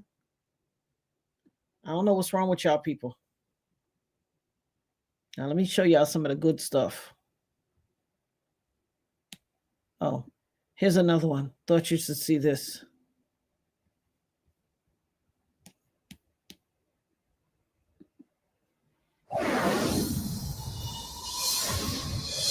You start and I'm ready. In the wake of questions and allegations about Donald Trump's behavior towards women, ET discovered this footage in our archive, which we provided to CBS News. Soon. Thursday night. You're going up the escalator? I'm going to be dating her in 10 years. Can you believe it? It's a little girl. Okay.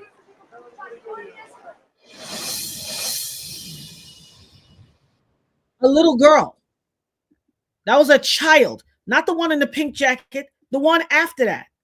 The third one I'm talking to.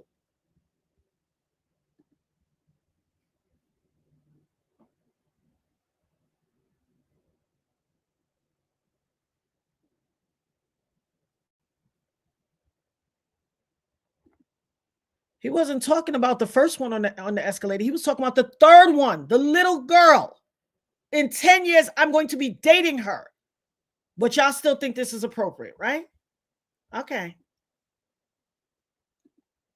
Y'all still think this is appropriate? That's your leader? Where they at? Where they at? The third girl on the escalator was a little girl. You didn't hear her voice? He said, "You going on the escalator?" She was like, "Yes. I'm going to be dating her in 10 years. What you mean, who's saying it's appropriate? Listen. A lot of y'all have no clue who this man is. So if you got to say, who's saying it's appropriate? What are you defending? What you defending? What are you defending? That's like somebody say, all y'all bees. And then somebody like, I'm not a bee. What you going to false equivocate it for? Why are you responding? You're not a bee. Why are you even acknowledging? Why?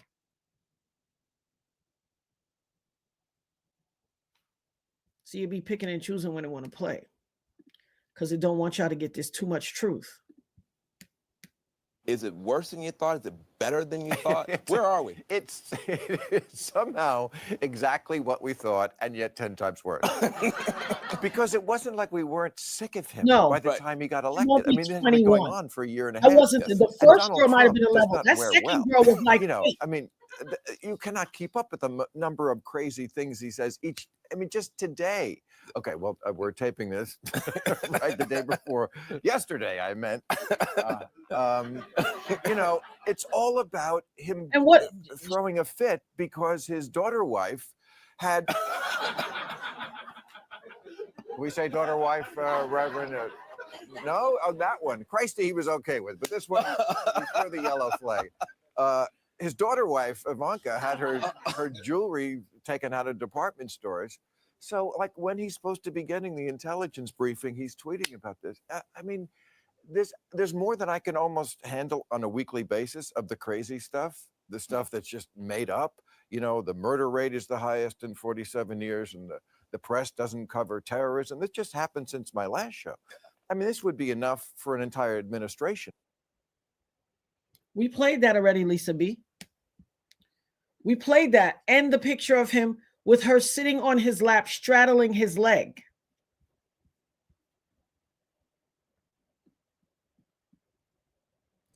Now look at this one. If you thought that was bad, hold on. Look at this one. Y'all thought that one was bad. Hoocha.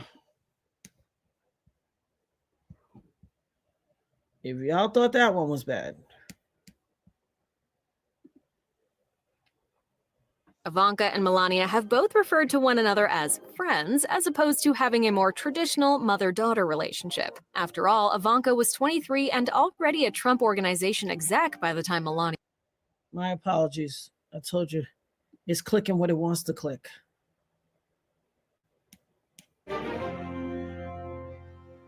It's the lost Donald Trump video that has people talking. Trump and then-wife Marla Maples appeared on the TV show Lifestyles of the Rich and Famous back in 1994. Host Robin Leach asked about their daughter Tiffany, who was then just a year old. A year old! What does Tiffany have of yours, and what does Tiffany have of Marla's? Well, I think that she's got a lot of moral, and she's really a beautiful baby, and she's got Marla's legs. We don't know whether or not she's got this part yet, but time will tell. Daily Show host What Trevor part Noah of that is it? dug up the long-forgotten footage, I'm pretty sure nobody has seen this clip since it aired over 20 years ago. and he was left speechless by what he heard. We don't know whether or not she's got this part yet, but time will tell. The clip is being picked up everywhere. The Daily Beast calls the video disturbing. Entertainment Weekly calls Trump's comment crass. But Leach tells me the critics are taking it out of context. What do you make of the critics' reaction? I think it's an overreaction, to be really honest, and I think that it's just the piling on of those that dislike Donald. You've triggered a thought that I should send him a note saying, sorry, I asked the question 22 years ago. How ridiculous they dig it up now. We found the full show in the archives of the University of Nevada, Las Vegas Special Collections. Marla gave Leach a tour of the couple's 50-room, 3-story penthouse in Trump Tower. And she told how she and Donald fell for each other. We knew that we loved each other and we made each other happy.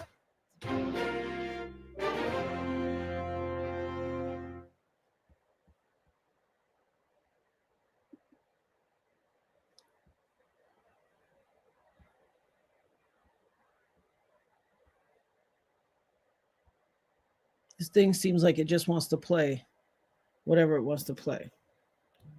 I'm just waiting before I come back in because I want to stop it.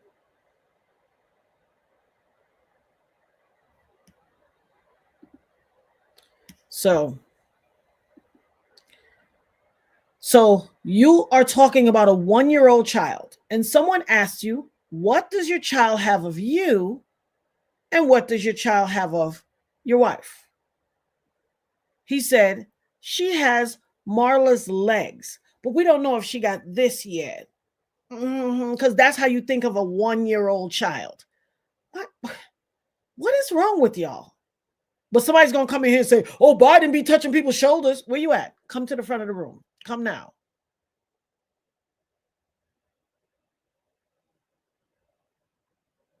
I'm a Gemini. Thank you very much, Shady Court. You're losing some merit points. Ain't nothing the devil about me. Not a single thing. And then Marla Maples had the audacity to say, oh, we fell in love. You forgot to say that you fell in love while he was married to Ivana. You fell in love with him in the middle.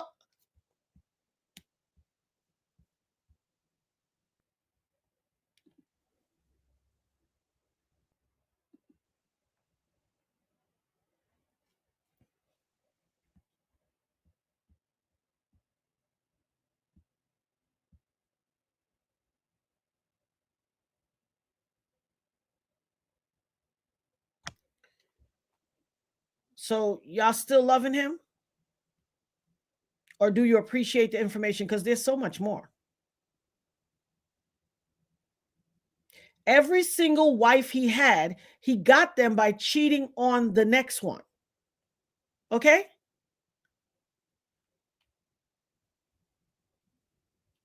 Marla was a very proud side piece. Very proud. And here's the sad part. I'm going to show you a video where it says Ivana was the brains behind Donald. See, Donald, after Ivana, everything he touched turned to trash. Everything he touched turned to trash.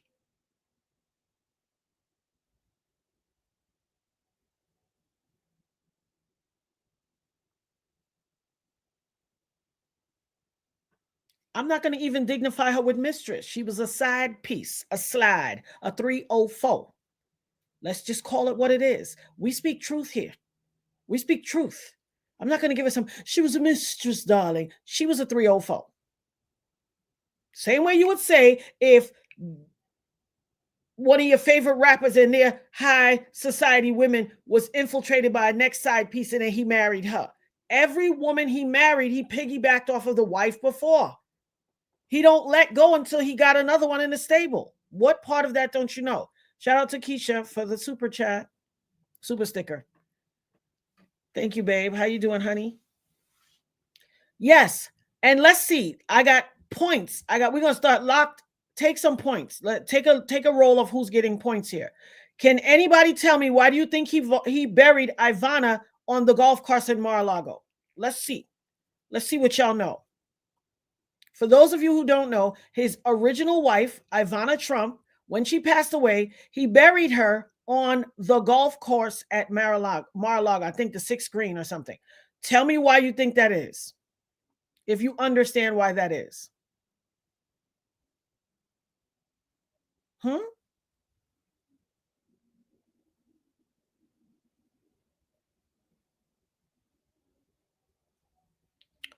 I saw somebody wrote a comment. No, not the cheap.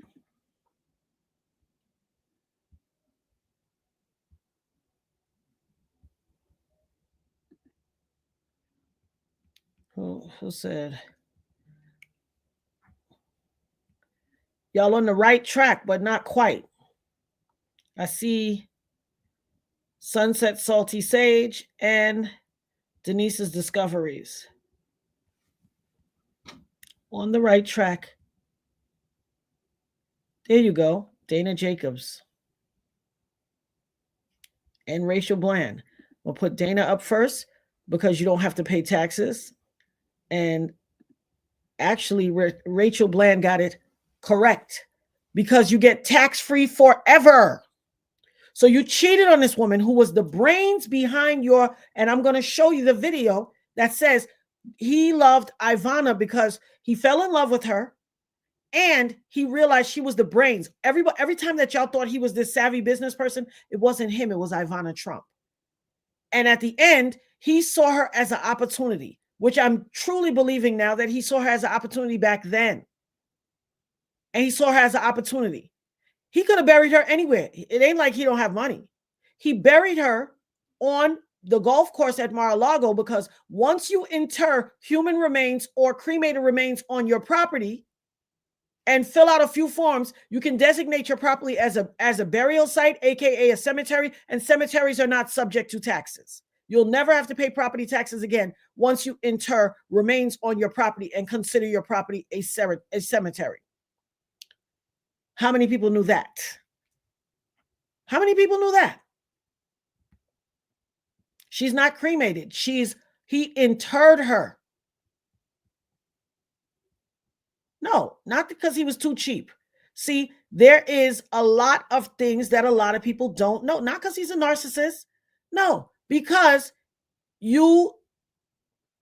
not because he could claim taxes on the gravesite. Once you are designated as a burial site, you are never subject to property taxes again. So he is getting over on the people of Palm Beach County, Florida, by not paying any property taxes. The rule on property taxes says property taxes have to be apportioned. That means used for the benefit of everybody.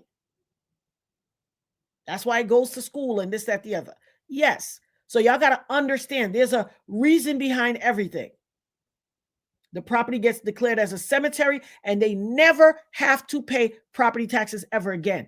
And if you own your property outright, that's what I hear people say. I don't want to own no house outright because you still got to pay property taxes, so you never really own it. And I'd be like, tell me you don't know anything without telling me you don't know anything.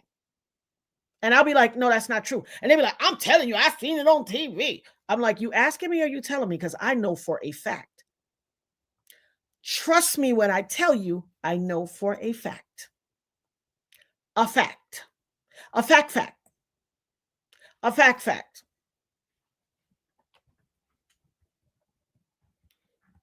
But a lot of times people don't know these things because the people who have access to this information don't share it with the average Joe.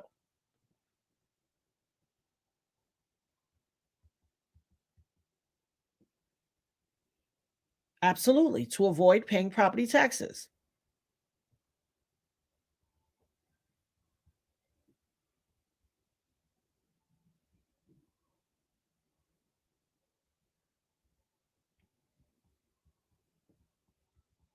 Because everybody in his cipher, see what happens with the narcissist is the narcissistic brain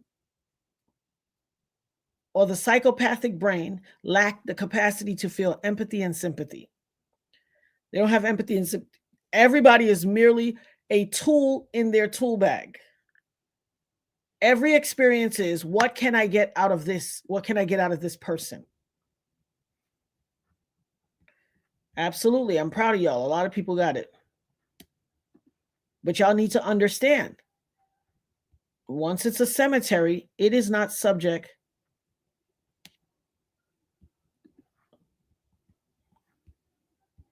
Yeah. There are lots of laws in this country that people are not abreast of. It's not a tax write-off. You are no longer subject to taxes. A cemetery does not pay taxes.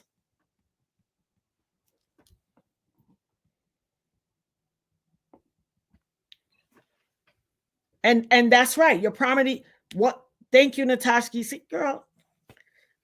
I know our star pupil, our star student in the Nerd Herd family. Once your property is designated as a cemetery, it can never be taken from you.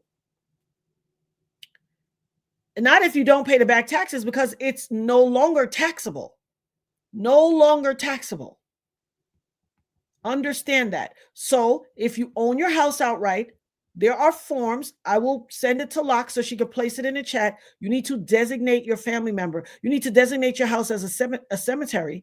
And you don't have to put interned mortal remains. You can inter cremated remains. And that makes it a cemetery as well. I keep telling y'all building a monument to dead flesh. Now imagine if your mama bought a house. Let's say your parents struggled hard to buy a house and have something for their kids. They worked, they cleaned toilets, they did all this stuff. They worked even hard enough and paid their house off. And then your parent passed away. You should not be losing that property to property tax. Now, the money you would take to go spend $20,000 on a funeral, and don't tell me I'm wrong, because I'm a life insurance agent. I have this discussion with people regularly. And I know y'all want the doves, and y'all want the marching people, and the ones that do the little dance with the coffin on their shoulder and all. Don't tell me. I've seen it all. Instead of having a lovely memorial service and a funeral service and a wake, and then cremating the remains and interring it on the property, you pay I think the total is like a $300 fee. A $300 fee. A cremation, and inter the remains on the property. You could go on, if you go on Amazon, you don't believe me? Locked. I want you to go on Amazon and look up headstones. There are little headstones, and they're not even totally rock and brick. They look like rock and brick. Look up memorial plaques, headstone plaques. You could set it. It looks like a big brick. It's going to come like slanted. You can set it in your backyard. You can they have little stools, like a little concrete stool. You can put it in your backyard and make a little memorial garden and put it in the back. And you own your house forever, and you pass it down to your children, and you will never lose the property. But y'all don't want to do that. Y'all want to do pomp and circumstance. Y'all want to release the doves and pour $30,000 into a hole in the ground for flesh that will never come back, instead of keeping the property. And a few years later, nobody paid the taxes, house gone. I'm telling you what I know. Who's pathetic? He's pathetic for doing that? Why do you think that? That doesn't make you pathetic. It makes you smart.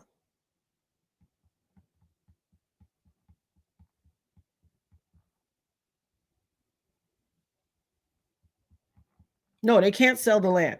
Once the facility has been designated as a cemetery, people that do that for the purpose. Listen, I have the papers here. I have the papers for myself.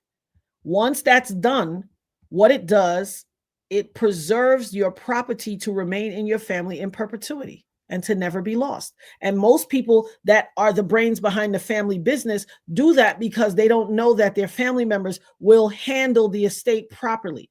That's why they have their things put into a trust. It's you call it skirting the system. It's really not really skirting the system. It is being wise with your estate.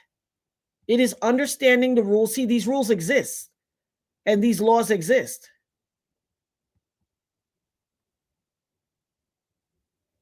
Okay, listen, I want to tell you something. Let me tell you something. I'm a woman of God. I'm walking my spiritual walk. I love it. And it's very atypical that somebody can drag me into stupidity, but I'm telling you. You see this channel here? Matter of fact, hold on, because I feel like sometimes when you get too casual with people and you get comfortable, and then it falls short people fall short of understanding. So I feel like there are some things that I need to do, because I want to stay under my anointing. And what happens is when you're under your anointing, sometimes the enemy gets so jealous and so disruptive, they come to try to throw you off your square. And so I'm not going to tolerate that. So I have a few things to say, because I think I've been I rebuke. No. Matter of fact, every tongue that rises up against me in judgment shall be condemned. I rebuke you and your negative thoughts, entities, wishes, and hopes and words. I ask God to bind your fingers so that you lose the ability to type in my chat and you lose a taste in your mouth to come back here. I rebuke you back to the depths of hell from whence you came, never to return again. For I'm a child of God, covered and anointed by the blood of Yeshua, the Christ of Nazareth. No weapon formed against me shall prosper. Thus saith the Lord. It is written. I cancel your iniquity, your works, your malice, your evil, your witchcraft, your binds, your holes, your spells, any mouth that comes against me. I condemn you to the judgment of the Most High God, who anoints and protects me. You have no dominion here. You have no dominion here. Every tongue that rises up against me shall be condemned and face the judgment of the Lord. I return your words and thoughts and intentions that are evil back to you, back to the sender, multiplied 7 times by fire. I take dominion and authority over everything that's coming against me. You understand? That's Genesis 1:26 and 31 and Romans 13:1 and 7. I have the power and the dominion and the authority to tread on the serpents and the scorpions and the evil spirits. You understand me? That's Luke 10 and 19. My God says, for we wrestle not against flesh and blood, but against principalities of darkness, against the rulers of the world, of the darkness of this world, and against spiritual wickedness in high places. And y'all know what that is, because I say it all the time. That is Ephesians 6:12. I serve God, I serve Yeshua the Christ, and I serve the Holy Spirit. Be not deceived. Evil communications corrupts good manners. And that is 1 Corinthians 16 and 33. It is written. Now, y'all get from around here, okay? Stay up from out of here. I don't have time to play with y'all. And I will not play with y'all. Y'all looking for a child to play with you. Keep telling y'all when I was a kid, I was never a child. I'm not playing with y'all. Don't come over here with that. I cast you back to the depths of hell from whence you came, never to return again. Because I'm covered and anointed. Now let's get back to the situation at hand. Tired of these games. Y'all not going to take me off my square. You're not going to take me off my square. I'm not going to fall into none of that foolishness. You have no dominion here. Okay? Because I just think it's just too much garbage. And I don't have time for it. We came here together for a reason. A good, justifiable reason. And I don't have time for the games. And I'm not going to let y'all take me off my square. I realize the devil don't have nothing to do. All he comes to do is kill, conquer, and destroy. And he sends his minions out. Your daddy is barren. You notice I didn't call him y'all his children. See, he's your zaddy because you worship him. But he barren. He can't make his own. You know that's why the devil steals souls from the kingdom? Because he is barren. Those of you who are not familiar with the word barren, he cannot reproduce. He can only steal souls from the kingdom. He can't make his own. So y'all are bastardized children. Please know that you don't got no dominion over here.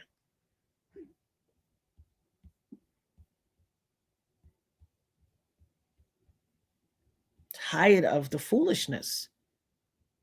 So tired of the foolishness. I don't got time for foolishness.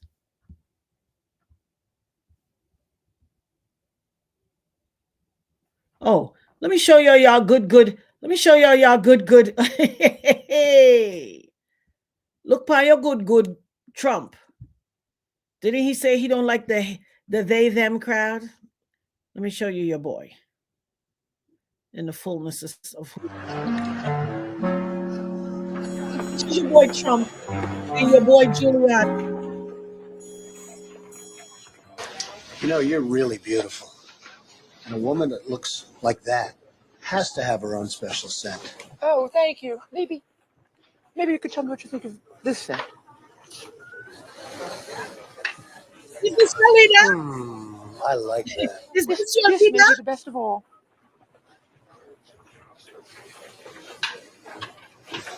Oh, you dirty boy! You. Oh. Donald, I thought you were a gentleman. Is You this can't say I your didn't leader? try.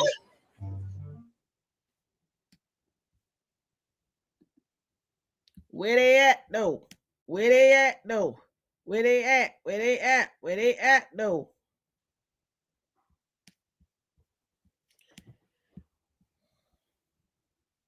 Where y'all at?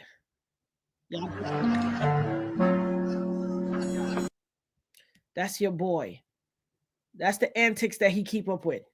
That's y'all big. Oh, he's a businessman. He's a businessman. That's your big businessman. But you don't like the LGBT? You don't like them? See, this is what y'all don't know. I was a grown woman when they did that. And there was another skit with Trump dressed in drag too, but they scrubbed that one from the internet because trust and believe, I have searched for it. Trump and Giuliani was both dressed as women, but that one is so scrubbed. I remember it. I was grown. Is this your leader? Shout out to I saw we got a gift. Let's see. What happened? What happened, y'all? Shout out to Judge Shady Court that gifted a Dopest Nerd membership. Thank you so much. I appreciate you. And the family appreciates you too.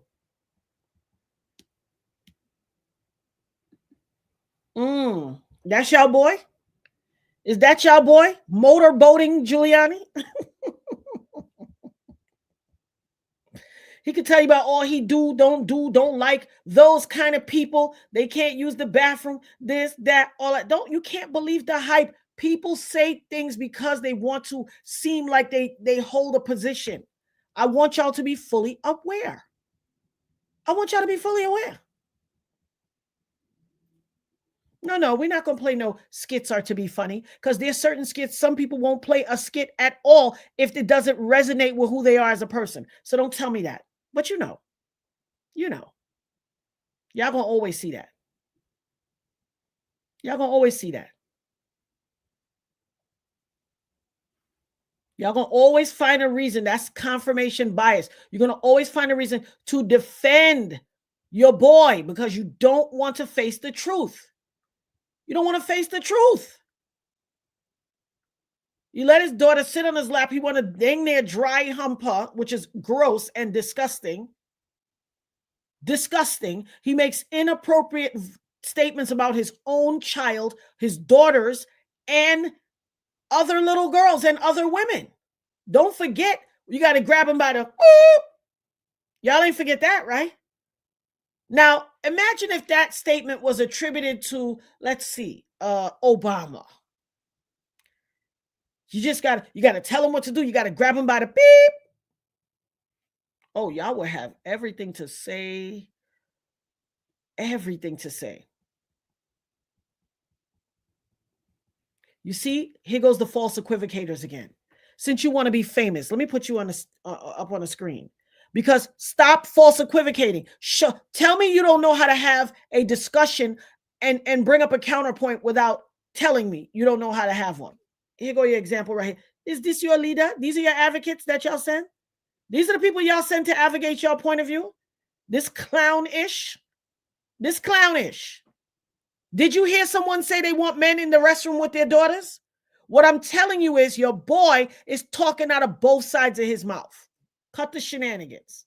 Cut the shenanigans. But you know, as always, people who don't have an argument will always put up a false equivocation. They will always drag a non sequitur. That was a total non sequitur. How does that even apply? How does it apply? You got confirmation bias. Admit it.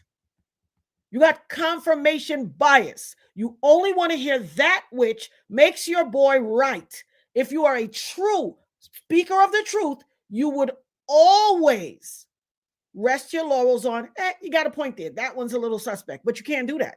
You can't do it.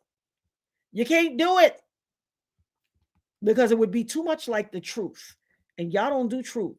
Y'all do whatever lets you win. You tell on yourself. You tell on yourself.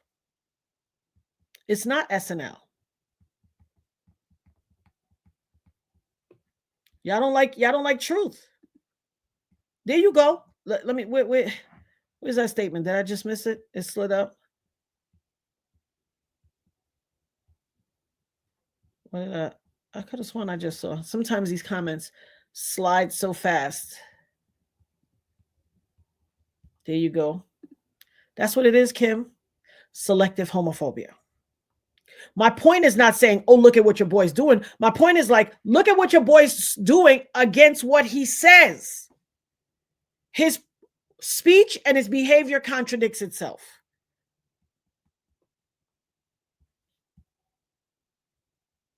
I speak truth. Keep telling y'all. His behavior, you think when he was doing all these things, he thought he was going to have to face this down someday? No. No.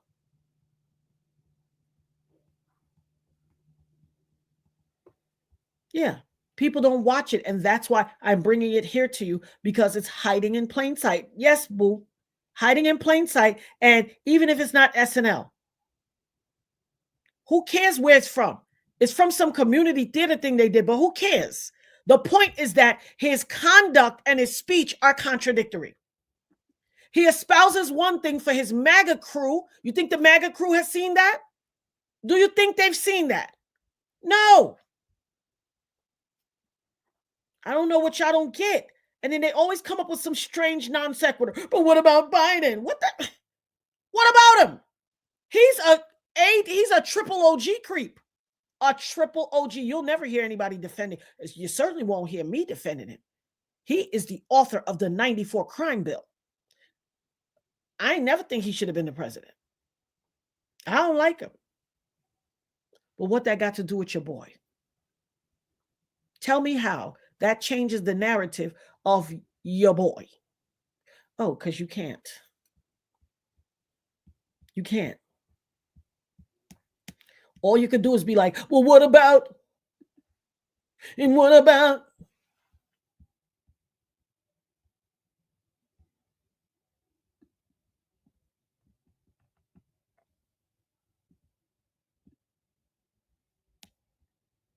But y'all don't like the truth. The truth is a hard pill for y'all to swallow.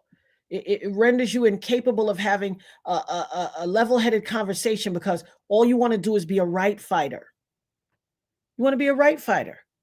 All right, I'm going to play something that's relatively, let's see. All right, I'll play this. Now I'm going to full screen it.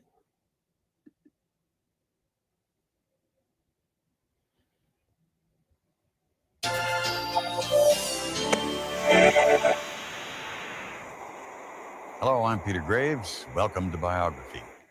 Most business leaders shun the spotlight. Our subject tonight does not. Donald Trump has shaped the skyline of the nation's largest city, and he has shaped tabloid headlines around the world. He became one of the world's richest men, almost lost it all, and has come back once again. Donald Trump owns casinos, luxury hotels, and some of the most expensive buildings anywhere.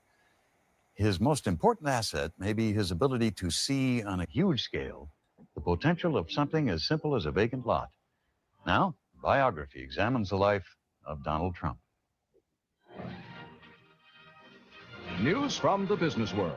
A remarkable comeback for Donald J. Trump, the Big Apple tycoon who enjoyed Midas-like successes in the glitzy 1980s and whose larger-than-life personality was on constant display. He loves having beautiful women and beautiful cars and beautiful palaces, and he loves being known as the Donald, and he loves being that person.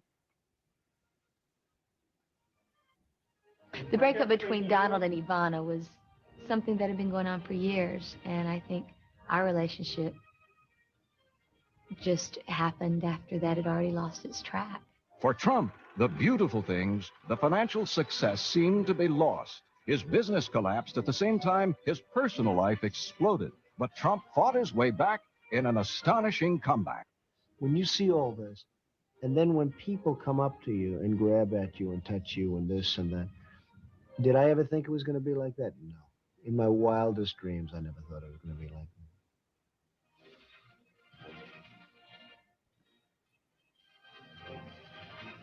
Donald was the middle child of 5, born in 1946 to a pair of romantics. Right after Fred Trump first set his eyes on Mary McLeod, he had rushed home to tell his mother he'd met the girl with whom he would spend the rest of his life. They married in 1936. With a family quickly growing, Fred Trump began building his fortune by constructing homes in Brooklyn and Queens for GIs returning from World War II. Though the family became quite wealthy, Fred and Mary Trump would insist that their children succeed both at school and at work. Donald Trump would exceed his parents' wildest expectations, following the path paved by his father. He learned at the feet of a master, and there was always business being discussed in terms of how you build a building, how you get approvals, those types of things. The learning wasn't just from watching. The Trump children were all required to work starting as teenagers. Though Fred Trump had built a mini empire in Queens, he brought his children up to believe that what they earned was vital to the family. It was Fred Trump's way of teaching them to respect the value of money. The girls worked in banks or in local department stores. The boys worked with their father, doing everything from sanding floors to hauling lumber. And I watched, and it wasn't that I even watched consciously. I'd be sitting on the floor playing with blocks as a 3-year-old.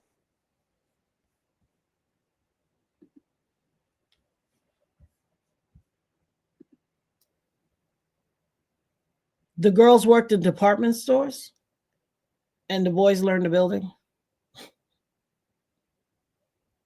Something don't sound like wrong with that to y'all?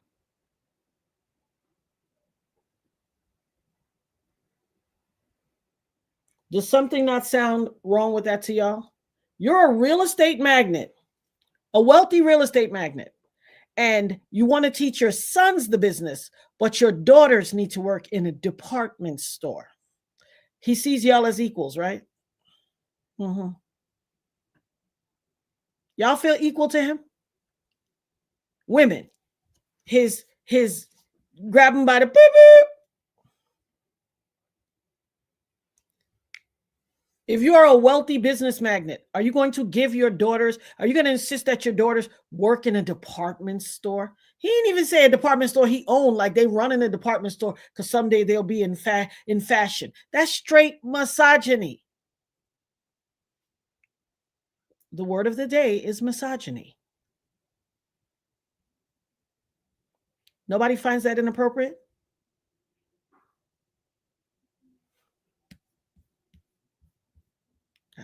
I don't get it. And yet people still see what they want to see. People see what they want to see. I want y'all to see this front line.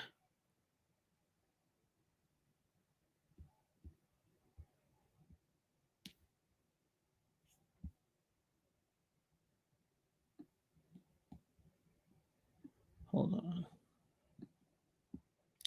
Biography is cool, but the frontline one is.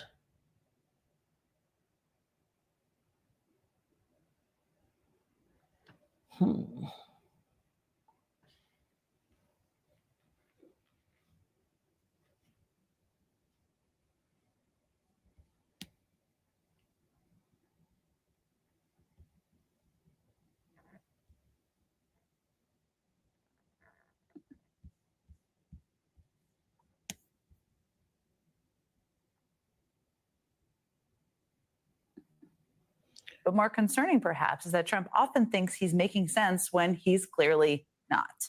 Remember a few weeks ago when he was asked about the cost of childcare? Pretty simple question. His response, though, was a rambling word salad about tariffs, which literally had nothing to do with the topic at hand. And all this happens a lot. When he was asked just on Tuesday how he would bring down the cost of groceries, again, in a simple question, Trump went on an 8-minute non sequitur, swerving from energy prices to interest rates to farm subsidies to windmills to a border wall with Mexico. And even the excuses he makes about his rambling and incoherence are themselves rambling and incoherent. But I do have to say, so I give these long, sometimes very complex sentences and paragraphs, but they all come together. I do it a lot. They say, it's terrible. So they say, so I'll give this long, complex area, for instance, that I talked about a lot of different territory. Yeah, I have no idea what he was saying there either. I mean, the thing is, Trump is completely lacking in self-awareness because his enablers have always turned a blind eye to his failings. That's been true ever since he was a kid. As Mary Trump points out in her new book, quote, Donald had none of the requisite skills to succeed on his own. But she writes, quote, his willingness to do anything to fit within his father's mold made him the recipient of tens of millions of dollars to maintain the illusion of brilliance that never existed. Joining me now for the first time on this show is Mary Trump, whose new book is titled, Who Could Ever Love You? A Family Memoir. Mary, it's great to see you. Thank you for joining me. And this is it's a more personal book, or that's how I read it, than the first one you wrote in 2020. But you still share some disturbing insight into your uncle. I mean, one of the things that stuck out to me that I kind of just mentioned there was how you talk about how Donald Trump's father, your grandfather, indulged his delusions and essentially glossed over his very obvious failings. I mean, that sounds to me like what the Republican Party has been doing for more than 8 years now. Talk to me a little bit about this illusion of brilliance, a phrase, which is a great phrase, and what you mean by that. First of all, Jen, it's so great to be with you. I really appreciate your having me on. And yeah, this book is different from the first one, which I consider a psychological history of a family. This one is very much a memoir. And there is some focus on Donald because he and I grew up, although in different generations, in the same family. And I had the great misfortune of sort of watching how all of that unfolded, how it affected my dad and therefore me. I think the fundamental problem was that my father, Fred Jr., was the oldest son and namesake who was expected to take over the family business. My grandfather, and I'm saying this term diagnostically, was a sociopath who saw other people as tools.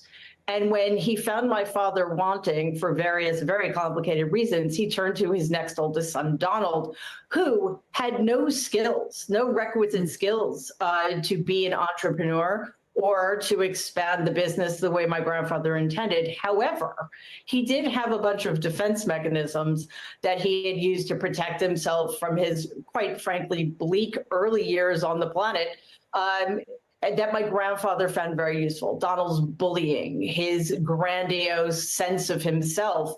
And as we've seen, Donald and my grandfather, with the help of New York media and the banks and eventually the Republican Party, really did leverage those things to Donald's benefit, and I should say to the disadvantage of the rest of us.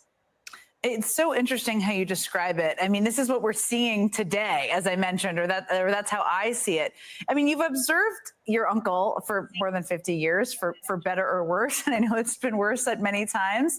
I was just talking about, and I'm not the only one who's observed this, I mean, he seems to be really struggling lately to answer straightforward questions about the cost of childcare, housing, groceries. His answers don't really make sense. I mean, is that just par for the course for decades, or have you noticed a change in his ability to articulate? Yeah, well, first of all, as a human being, Donald is as bad as he's always been. This is somebody who's never evolved. This is somebody who seems worse behaviorally simply because he's being given more opportunities to be worse. But in terms of his functioning on a cognitive level, absolutely there's been deterioration. I mean, Donald is somebody who has had severe psychiatric disorders for decades that have remained untreated in any illness you have that you don't treat will worsen. And I think he's being pushed.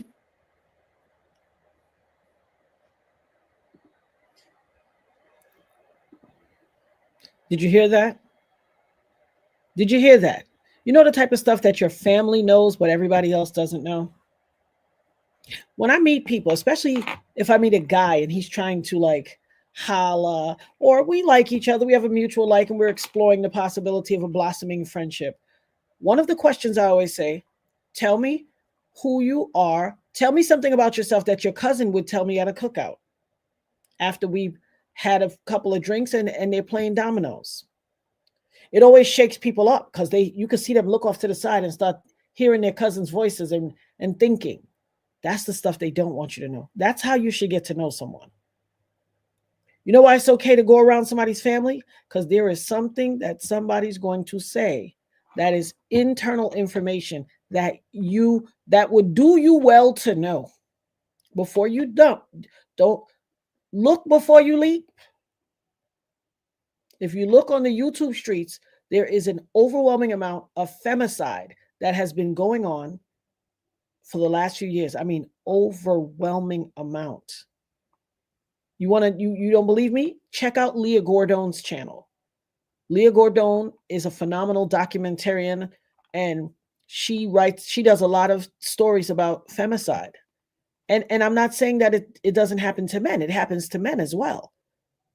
But go out there and look. People who don't perceive themselves to have anything to live for, or people who have low self-esteem and they're masking. Most people that have low self-esteem, most narcissists, the root cause or one of the root symptoms of narcissism is low self-esteem. Now, they may seem cocky, like they think they're the ish. It's called masking. They are acting like they are the ish, but they're really not. Narcissists are inherently low self-esteem havers. And so they always have to false equivocate and self-aggrandize.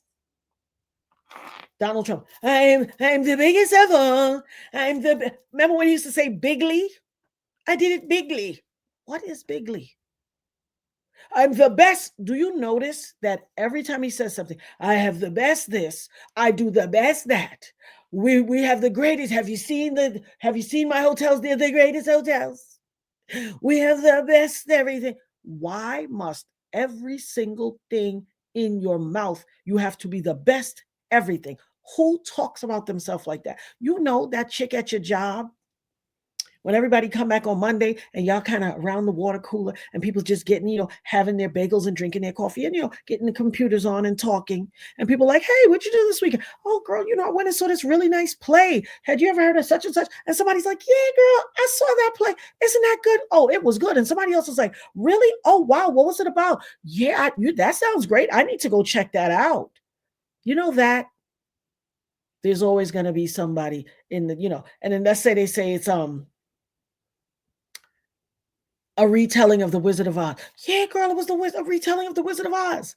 And here comes that one person on the job. I played Dorothy in high school, but... And listen, there's nothing wrong with her saying it, but it is the desire to be boastful, self-aggrandizing. Oh, it's not that good. I saw it. That wasn't that good. They're always going to come with something to tear down what I'm the best golfer. Yes, Shannon. I'm the best golfer. I'm the best everything. I have the best everything. I do the best. That's crazy. That's crazy. And it is endemic of who he is. Is someone in this chat going to tell me that they've never heard that? Have you never heard him say that? Everything he self-describes is he's the best of everything. One of his favorite statements used to say, the likes to which the world has never seen. What? You know what that comes from? That's a soundbite of our old black and white movies. Godzilla has strength, the likes of which the world has never seen before. Like, go back in time and go look. Look around the 80s, the 70s, when we still had black and white. That's where he got that from. Matinee shows, the likes of which the world has never seen before. Do you remember when he would say that all the time? I'm sure one of his strategists had to tell him, don't do that.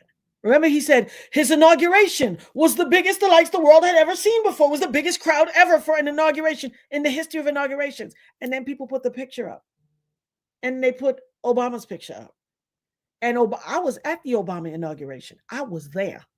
It was freezing cold. My daughter was an infant. I don't even think she was a solid year old. I think she was still maybe 8 months old. I was there. Okay? It was freezing cold, but I said, I got to be there. My son's marching band in college played for the inauguration. And so I took myself, my son, and my girlfriend. She got rented a bus, and we all went out there. Whole bunch of us.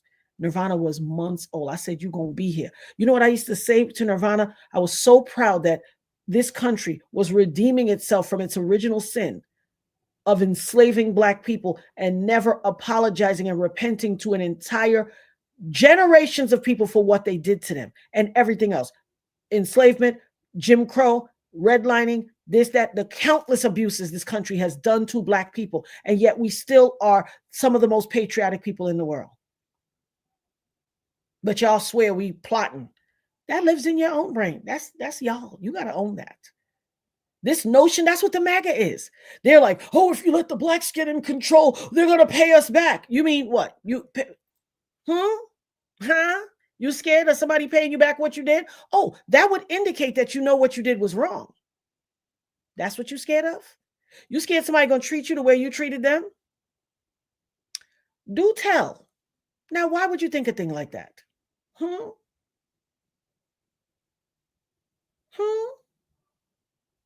I wonder why. I stood out in that DC cold, yes, ma'am, with my baby who was an infant. Eventually, we had to go and get on the bus because it was too cold for her. And I just was like, when she was a baby, an infant, I used to say to people, I used to sit in her ear and go, Obama, Obama, Obama, Obama, Obama, Obama, Obama. Because I was super proud. I was super proud. I remember where I was when the election results came in. I was on my porch and I went out on my front porch and everybody was screaming, wah, wah! Everybody was going ham. Okay? Ham. And we were so proud because it looked like this country that had stripped our people of their dignity and their identity and their autonomy and their history and their ability to read and their ability to write and their ability to be free citizens to determine what they want their life to be without uninterrupted, without foot upon neck and all of that. I said, wow, perhaps this country is actually going to redeem itself. It looked like a good first start. And so I would say, Obama, Obama, Obama. And then I didn't realize that when I would be saying it and every time the picture was there, a flag would be there too. So I was telling, so then one day I'm sitting in the bed with Nirvana. She's probably like maybe 8, 9 months. And I was like, Obama, Obama. And then she said, Obama, or maybe 5 months. She's like, Obama. And I was like, oh, what? I started telling everybody, Nirvana said Obama. Nirvana said Obama. And everybody was like, yeah, okay. And then she said it in front of them. And people was like, oh, you heard what she said? She said Obama. I said, oh, okay. What? That's a big thing. You're not excited. I told you she said Obama before. I told you that a few months ago. But you don't want to hear me because it sounds too cuckoo coming from me. Well, when you hear it for yourself, then you can believe it. Okay. Then when she got a little older, she would be 1 or 2, she would see a flag and she would say Obama. And I forgot that the flag, a lot of times when she was seeing Obama, a flag was there too. She started associating the flag with Obama. I said, this is a new day. It's a new day.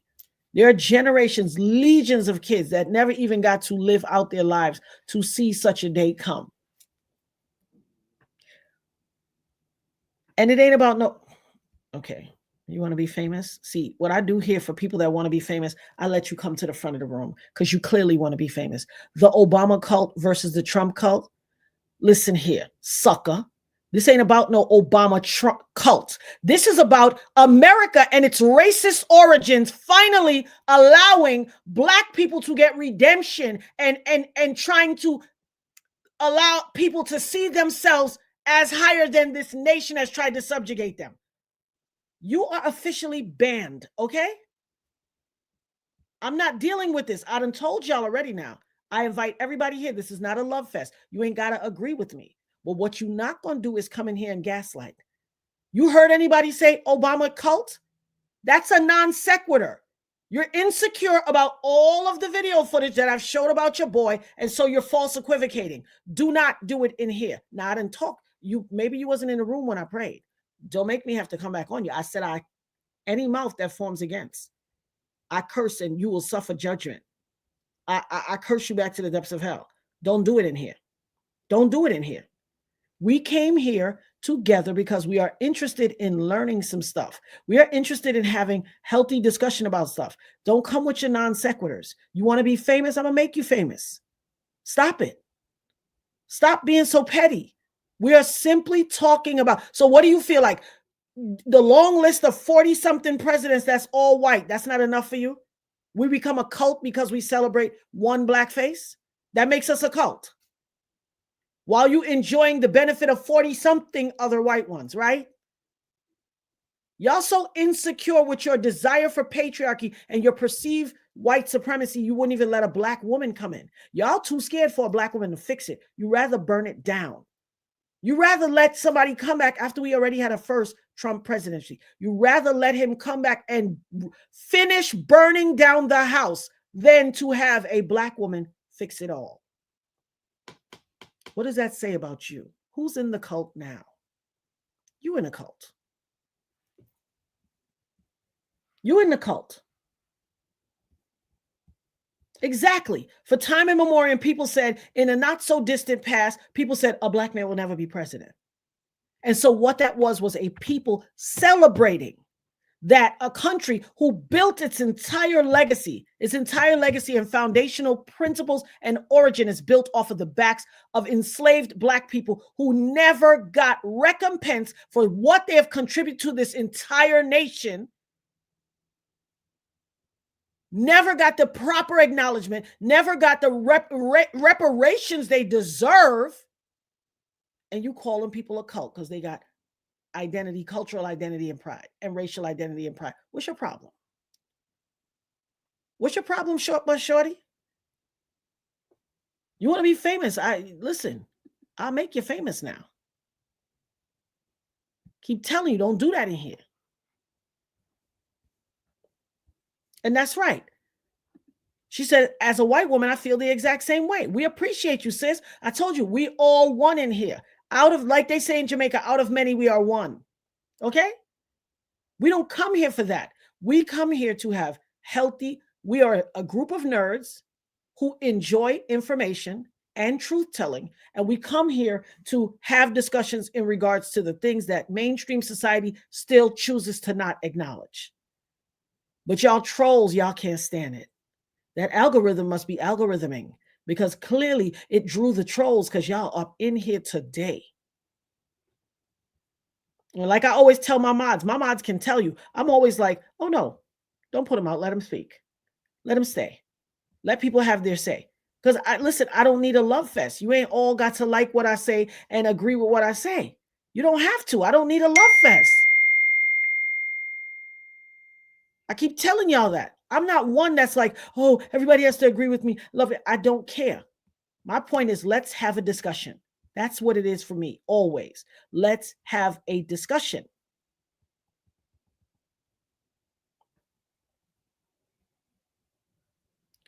Listen.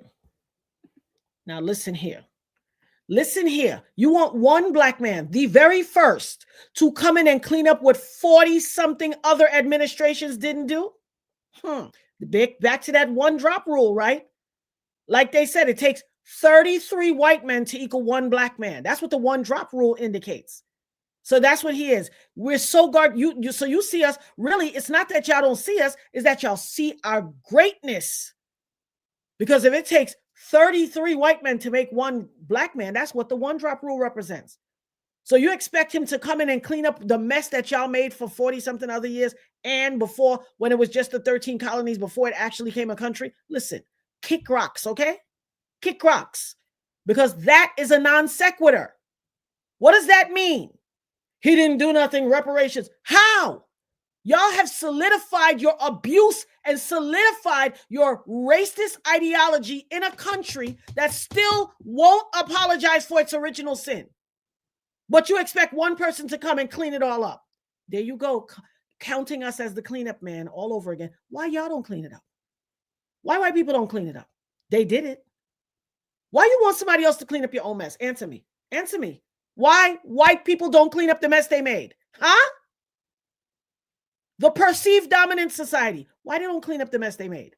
Guess why? Because they rather storm the Capitol and climb the building. Just like the Confederates were enemies of the state. The United States Constitution says you must swear to uphold this Constitution against threats foreign and domestic.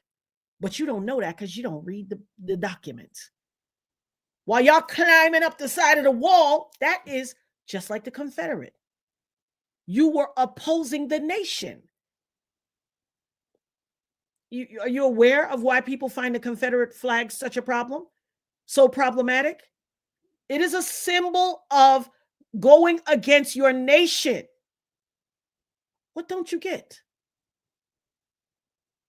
Y'all always want to come with some non sequitur like you getting a cha-cha. The joke is on you. You are displaying your ignorance, proudly displaying it. Why do you expect one person to come and clean up that which 48 other administrations or 45 administrations couldn't do? Why? Y'all people did it. Why you don't clean it up? Why don't you see an entire demographic of people that as your equals and entitled to reparations for that which their ancestors contributed to this country? Huh? Oh, Cat got that tongue, don't it? Cat got that tongue. Always got something to say, but y'all don't never want to step up when it's time to actually have something to say. Y'all like your one-liners and you want to run. You want to throw a rock and hide your hand. Can't do that here. I don't tolerate it. I told you that. You're going to speak up. We're going to have full thought-out discussions. You got a whole chat. Drop your stuff. Shout out to AT2. They would never allow Obama to give us They would never allow Obama to give us reparations. I hate when people blame Obama for Black people's problems. Thank you. Especially when he came and met the house in disarray. That's like you getting to a house and the house is a mess. And you walk in the door and then somebody comes in behind you and say, "What's going on with you? Why is this place a mess? Clean this place up." Excuse me, I just arrived. Did you not leave here today? You walked in, which means you have access to this place. You didn't know it was a mess when you left? But yes, everybody wants to make these false equivocations because the truth ain't in you. The truth ain't in you. See, y'all can't stand this too much truth about your boy Trump, so you have to make false equivocations and non sequitur about everything else. It's ridiculous. Why your boy, why Mr. Trump's not a racist? Why he don't give reparations? Why? Because America gave reparations to Germans and the Holocaust didn't happen on this soil. Why are we paying reparations to some other country, but not to the people who built this one? Ask yourself that. Y'all don't know? Holla at me when you figure it out. They absolutely do feel entitled. Who feel entitled?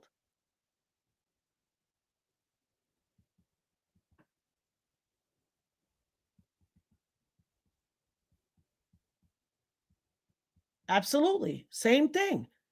And the Aboriginals, see, what people don't get is, just like in Canada and in Canada and in Australia and all that, where Aboriginals exist, those are the Black people.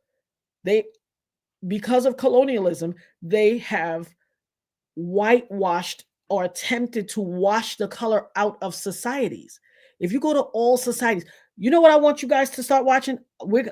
Our next, this is a true nerd. This is a true group of nerds and a true convening of nerds. Y'all are going to go down this hidden colors thing with me. I'm going to give y'all a lesson in Black history, the likes of which the world has never seen. Too much truth. Get ready. We're going to finish our Trump thing. We're going to do a couple today, a couple tomorrow. And we're not going to let these, and mods, I'm going to need y'all to be like Fort Knox in this piece. Keep these suckers out of here. I ain't got time for them. If you want to come in here and you want to have a conversation, we can do that. But if you want to come in here and throw a bunch of non sequiturs and false equivocate, you're not going to be in here. I'm not going to have no gaslighting in here. We come here for understanding and conversation and learning and those type of things. You want to come and throw a rock in here and hide your hand. You break this mirror, you got a problem. Don't come in here and be throwing no rocks while y'all out there living in glass mega mansions. You know, they think we the cleanup man. They still see us as the help. They only like us when we like, you is good and you is kind and you is nice. Get out of here.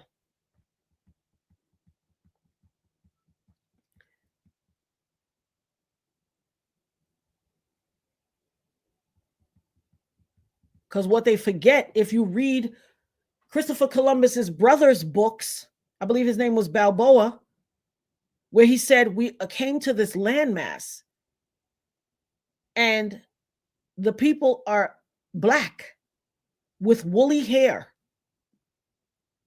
See, a lot of people think what they consider First Nations or Native Americans only are a particular kind of way.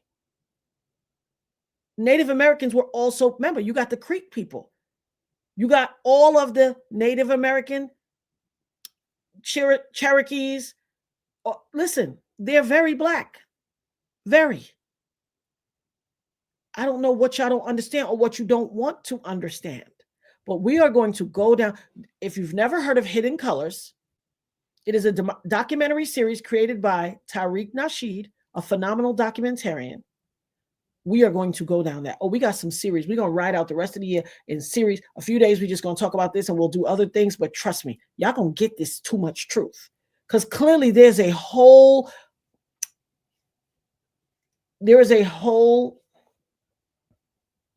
or a continuous attempt to misinform y'all. See, what we've always known to be true as Black people, what we've always known to be true is not only have they lied to us and tried to misappropriate the truth to us, they lied to y'all too.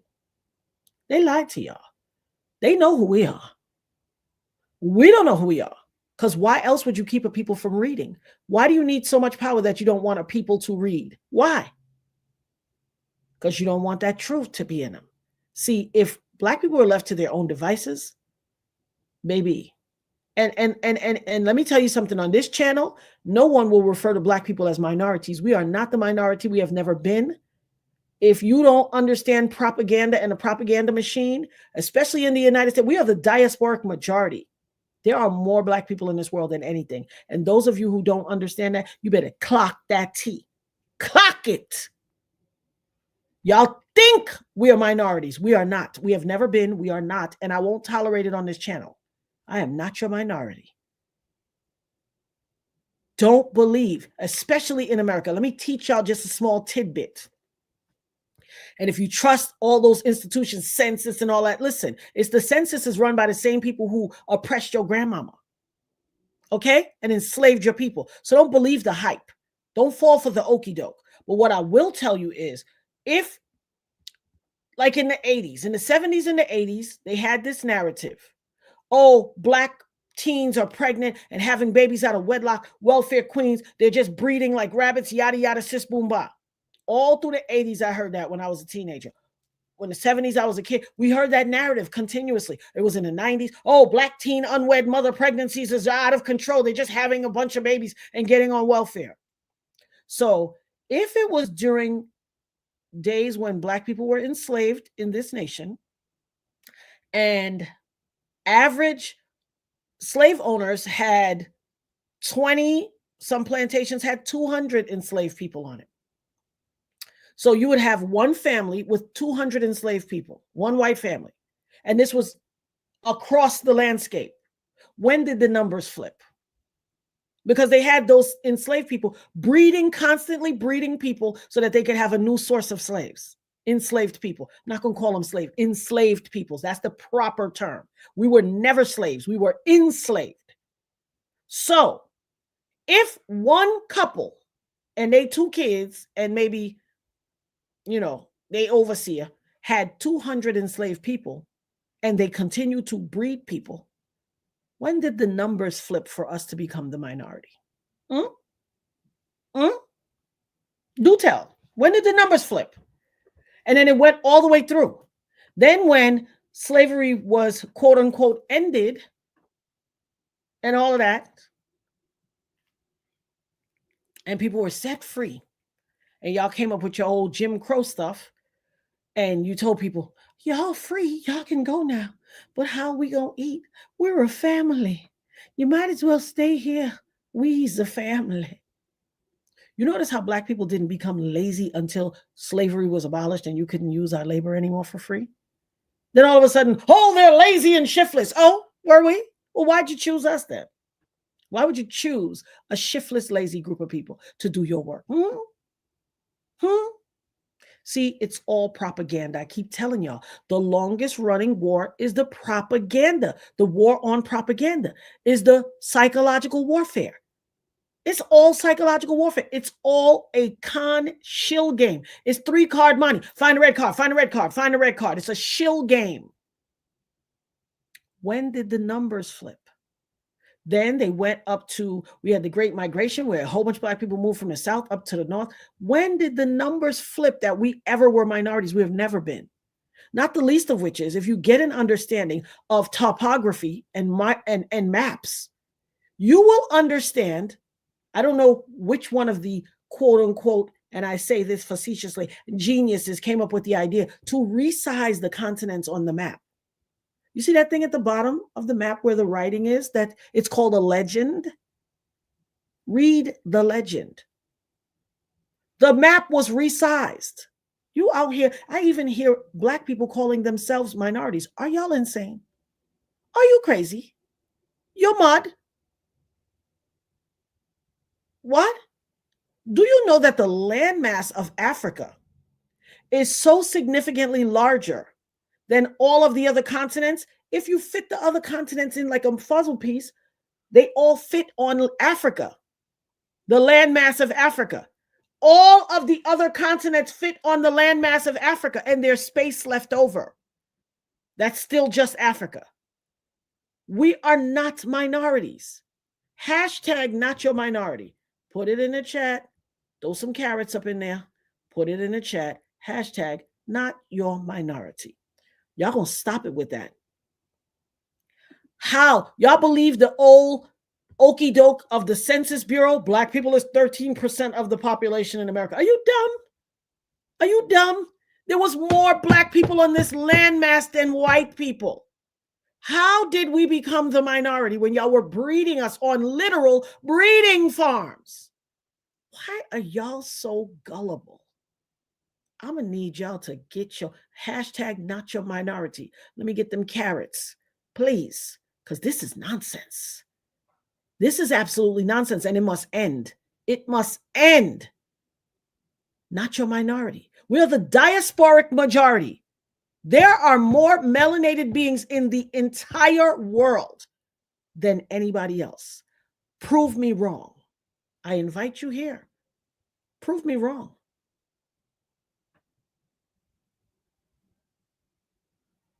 Prove me wrong.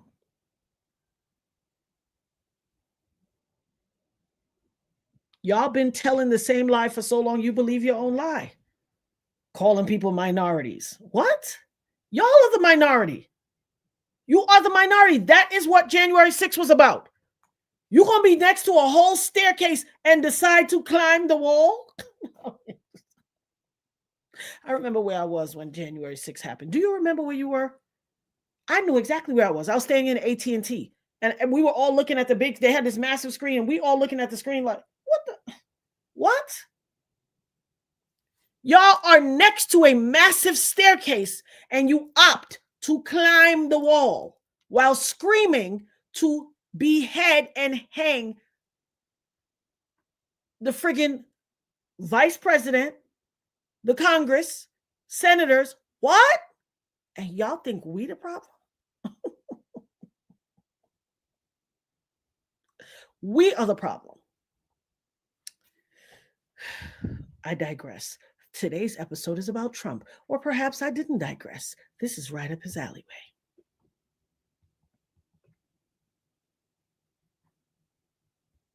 Understand that thing at the bottom of the map with all of those words, it's called a legend. The legend will tell you things have been resized for what's the verbiage they use? They say things like, things have been basically what the rearview mirror says. Things may be larger than they appear. Yes. Yes. So if we're going to speak in here, if you think you're going to come in here and throw a rock and hide your hand, let's get into this real truth. Let's really clock that T.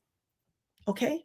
This is what the greatest fear is. And I caution everyone to understand and know your worth and know who you are so that people can't con you.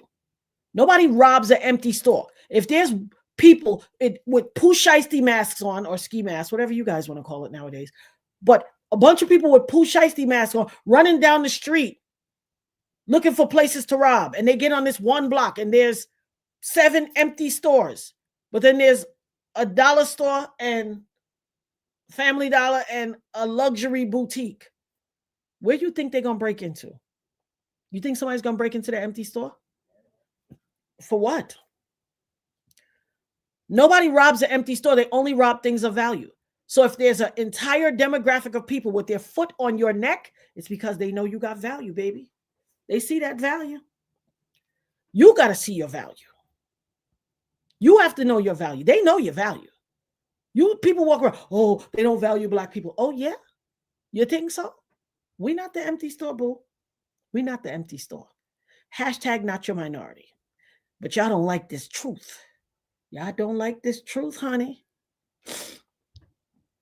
Get into this. Clock that T. Let me give y'all a parting let me give y'all a parting Trump thing since we started on Trump. Let's finish Mary Trump. Further and further, because of Vice President Harris's success, because of his own failures, into a world that is more delusional. When he talks about how enthusiastic the crowd at the debate was, he's probably talking about himself. He was his audience for that debate in many, many ways.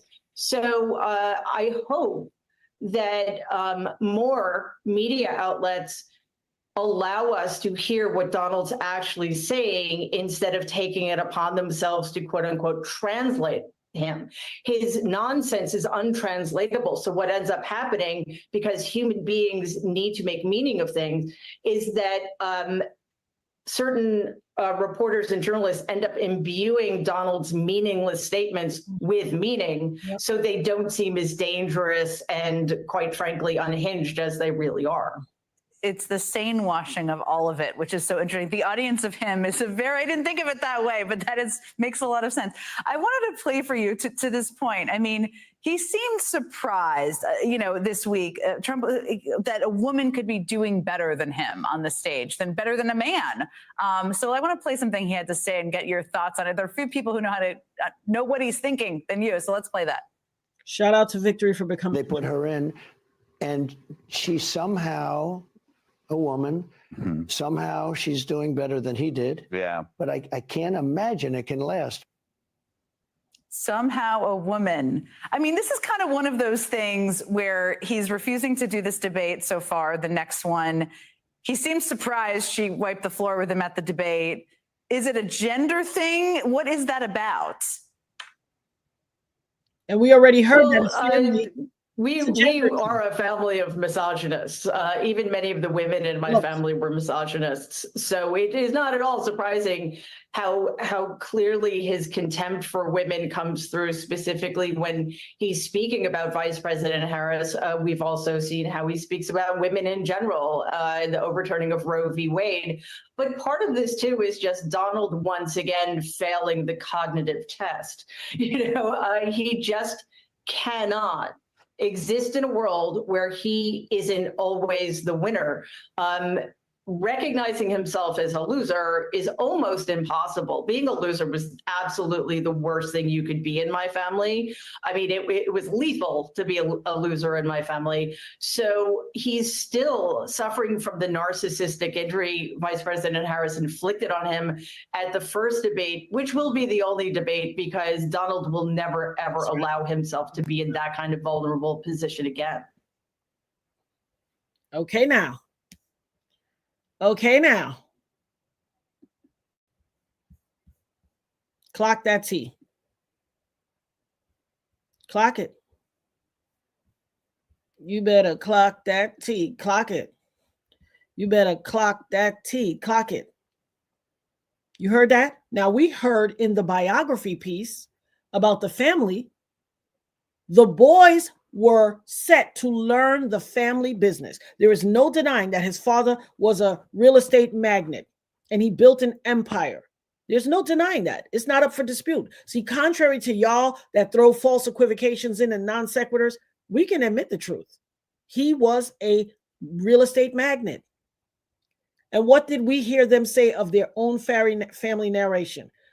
The boys were placed to learn the family business and the girls were sent to work at a department store. Why? They are a family of misogynists, and we know that. We know it. Oh, he was connected to the mob. In the 80s, Donald Trump was connected to the mafia. In fact, there was in the 80s in New York, there was a strike, construction worker strike. All contractors and all construction industry was on strike. Guess who? The only businesses, the only projects that were finished belonged to guess who? Donald Trump. I could prove that. It's provable. It's not a secret.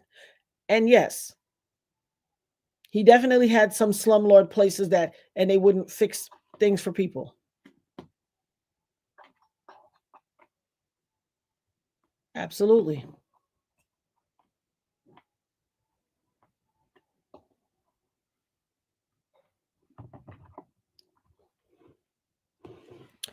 Absolutely. And listen, nobody's taking anything away from the Trump family in mass per se. They were real estate magnates. They built things. But the truth also has to stand. When you say that, there's an asterisk with it that says, and they were inherently racist and was sued by the federal government and they lost. They were sued by the federal government and found guilty of being racist and doing racist ideology. The federal government sent spotters in. Okay, I told you all about this last night. What a spotter is. They will use their federal agents to act like they are a married couple. They build a whole set of credentials and give them the identity and the ID to prove. And they will say, this is this family's credentials. This is this family's credentials. They sent in black families with super high credentials. And in comparison, white families with very low credentials and income. And the white family always got the apartment. Then they sent in equal credentials. Black family, white family, same credentials, just different names. And the white family always got it. What's the likelihood? What's the likelihood?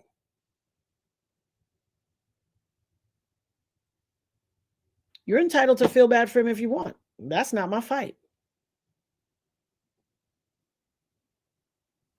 Yeah. I'm not here disputing whether or not you're allowed to feel bad for him. What I'm saying is, and you're absolutely welcome to feel that, but the truth still remains the truth. See, here's the thing: what happens when people are decent people. A lot of us may have gone through things in life. Let's say, for instance, somebody says, like you said, you feel sorry for him. You feel like his father was a jerk.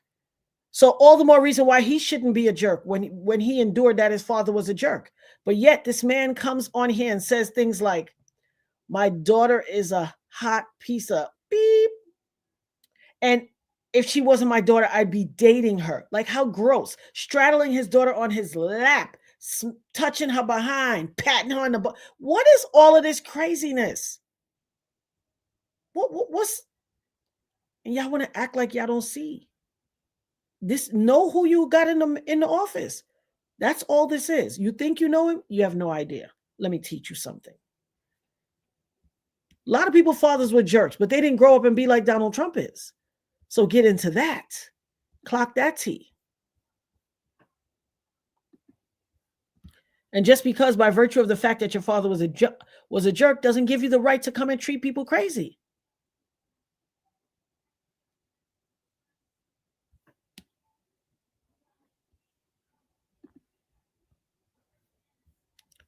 Have a look-see at your boy.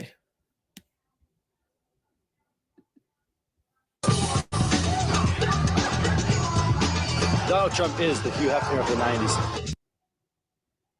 In the 1990s, Donald Trump was building a reputation for himself as a ladies' man. For an older person, he's very attractive. For an older person, he may be the most eligible bachelor in America. Please welcome Donald Trump. Gone were the days when he was known primarily as the real estate mogul of New York. Remember the 80s? The yuppies, the buyouts, the junk bonds, and especially the Donald. The man who was the darling of the 80s is seen in the 90s as a man in trouble, and he knows it. The drama started when Donald began cheating on his wife, Ivana Trump, with aspiring actress Marla Maples. After an ugly public falling out, Donald and Ivana divorced in 1992, with some reports that Ivana got millions from the split. Donald Trump's former or current girlfriend, depending on what day it is sharing all her secrets for staying in shape.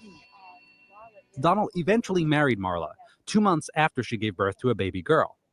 But by the end of the decade, Trump was single again, and he seemed to enjoy the dating scene. The reputation of Donald Trump, the man who dates a different woman every year. I don't do that. I mean, I've been with a number of women, but it's been over a fairly long period of time. I've had great relationships with women. If you could have your choice, who would be the one person you'd date? Wow. Or who are the three most beautiful women in the Well, how about Lady Di? That would be an interesting one. She's going to be available. What kind of women not do my you choice. like? I think my choice might be you. Look at the legs on her. Boy. Can you imagine how controversial I'd be? You think about Clinton with the women. How about me with the women? Can you imagine? Well, I mean, I think there is a certain controversy to me, and I am single, and I do go out with women. While his family life may have been on the rocks, his business empire was crumbling. The headline was quite accurate. Welcome to the 90s, Donald. Because it was like he got whacked right in the face. It was amazing. Trump opened his third casino in Atlantic City in April 1990. Lasers, fireworks, and miles of neon lights provided the color as Trump opened the Taj Mahal Casino Hotel in Atlantic City. But just months after it opened, the Taj Mahal missed one of its debt payments, and Trump began looking for a bailout. His empire could be at risk of collapse if the New Jersey Casino Commission decides not to approve Trump's bailout plan. By the fall of 1991, all 3 casinos had filed for bankruptcy. You heard that? The Jersey Casino Control Commission has unanimously approved Donald Trump's bailout plan. That plan allows him to use his 3 Atlantic City casinos as collateral for a $65 million loan. In order to finance a loan, Trump was forced to sell off his airline, his yacht, and a chunk of one of his earliest projects, the Grand Hyatt Hotel in Manhattan. You know, I had a wife who was suing me for $2 billion. I had the banks, I had this, I had that. He did get to keep one asset, an undeveloped piece of land on Manhattan's west side that Trump had purchased in 1985. Trump had envisioned a huge project on the site, but in 1994, the real estate market fell, leaving Trump unable to make payments on the land. So Trump sold off the lots and made a deal where he got to keep some of the profits from any future development, and to put his name on a few of the buildings, marking a new chapter in which Trump was less of a developer and more of a brand. Who knows better about hard times than me? I had a company, it was doing well. I had tremendous debt like this country. And in 1990, the whole country, it just went very, very bad. As his finances stabilized, Trump began to reclaim his status in the public psyche with publicity stunts like a 1995 Pizza Hut commercial in which he appeared with Ivana Trump. Ivana. What do people think? It's wrong, isn't it? But it feels so right. Then it's a deal? By the end of the decade, he was once again sounding like the Trump of the 80s, talking big about his finances. Back in the 1990s, you owed something like $900 million.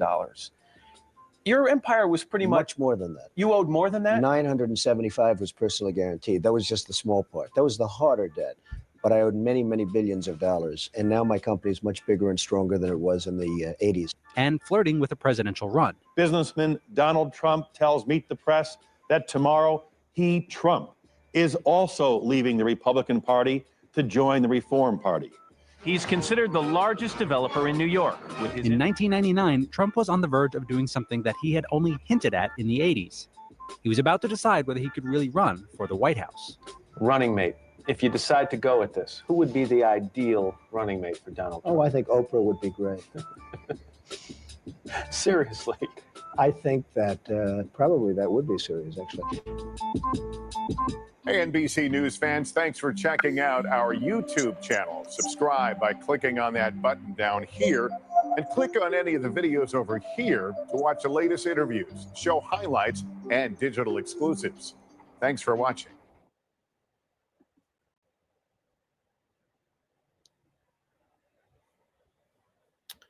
Still going to try to play something else.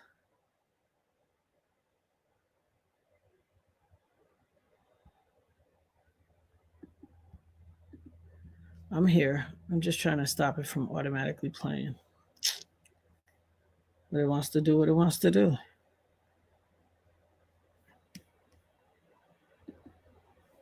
Trying to stop it from automatically playing because, see, no matter what.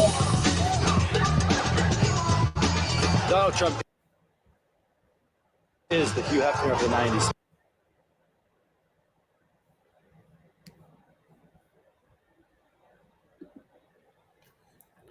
So where's the he's such a businessman cruette? Where y'all at? See, this is why they were so upset with me doing this. Where is the Donald Trump is a great businessman. He's going to fix this country. Donald Trump, every business Donald Trump created went bankrupt. The family's estate, the whole body of the Trump body of businesses is run by CFOs. You didn't hear what they said? He had to sell off all of his stuff and he got to he sold it off, but he made a deal so his name can go on the front. So while y'all was thinking he owned those business, he wasn't. He was just licensing his name. Okay? So where y'all at? With all the mouth. Oh, he's a businesswoman and Kamala's not qualified. How? She is the only person in the history of the United States of America to have served in all three branches of government: executive, legislative, and judicial.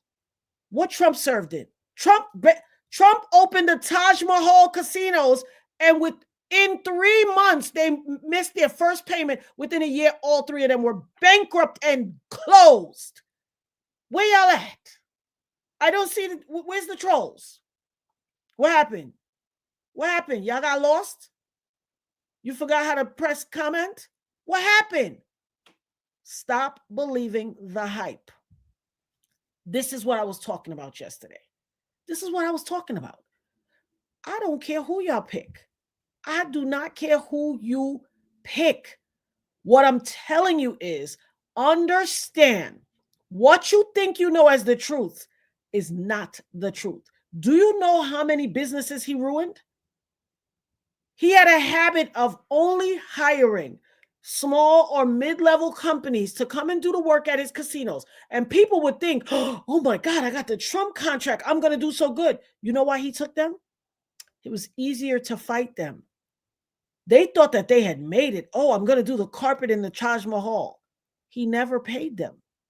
It ran not only his business out of business, it ran all the small business owners who did the work out of business too.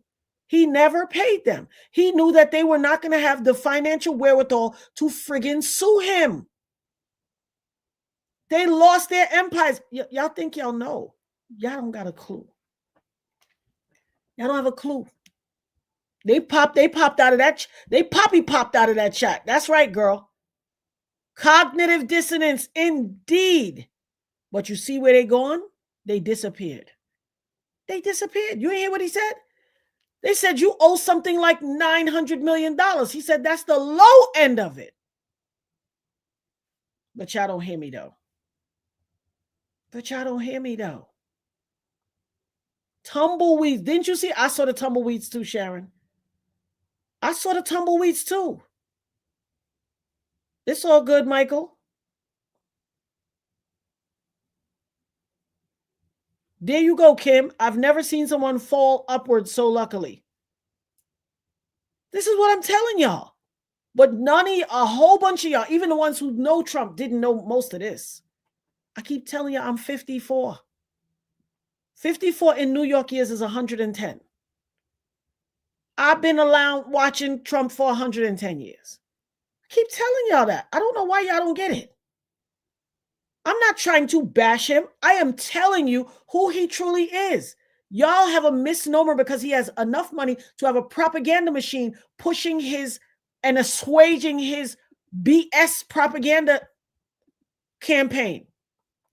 What businessman? Every business he's made has failed in bankruptcy. I don't know why y'all keep saying this.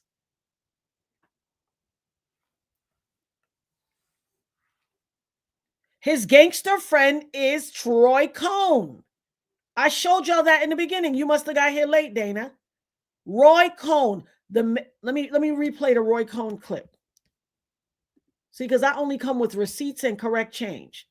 I don't come with hyperbole. I don't come with guesses. I don't come with none of that. Here we go right here. I come with receipts and correct change. And I could full screen it, but this thing is giving me too much problems, so I'm not going to full screen it. I'm going to leave it. Donald Trump was his father's apprentice, heir to a multi-million-dollar real estate organization. They had a vast empire in Queens and Brooklyn of residences and rental apartments. I mean, it was really quite an establishment. That's called But early Starrett on, City. there was a crisis.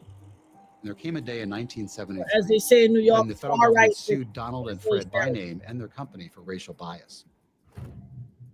This was one of the greatest racial bias cases of its time.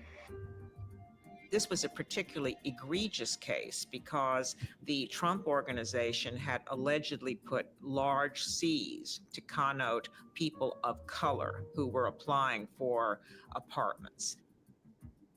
The government had him nailed. They had the Trump organization nailed. There were multiple Trump employees who confessed that they had been instructed to divert Black applicants for apartments, to discourage them, to tell them that apartments had been rented when they hadn't been.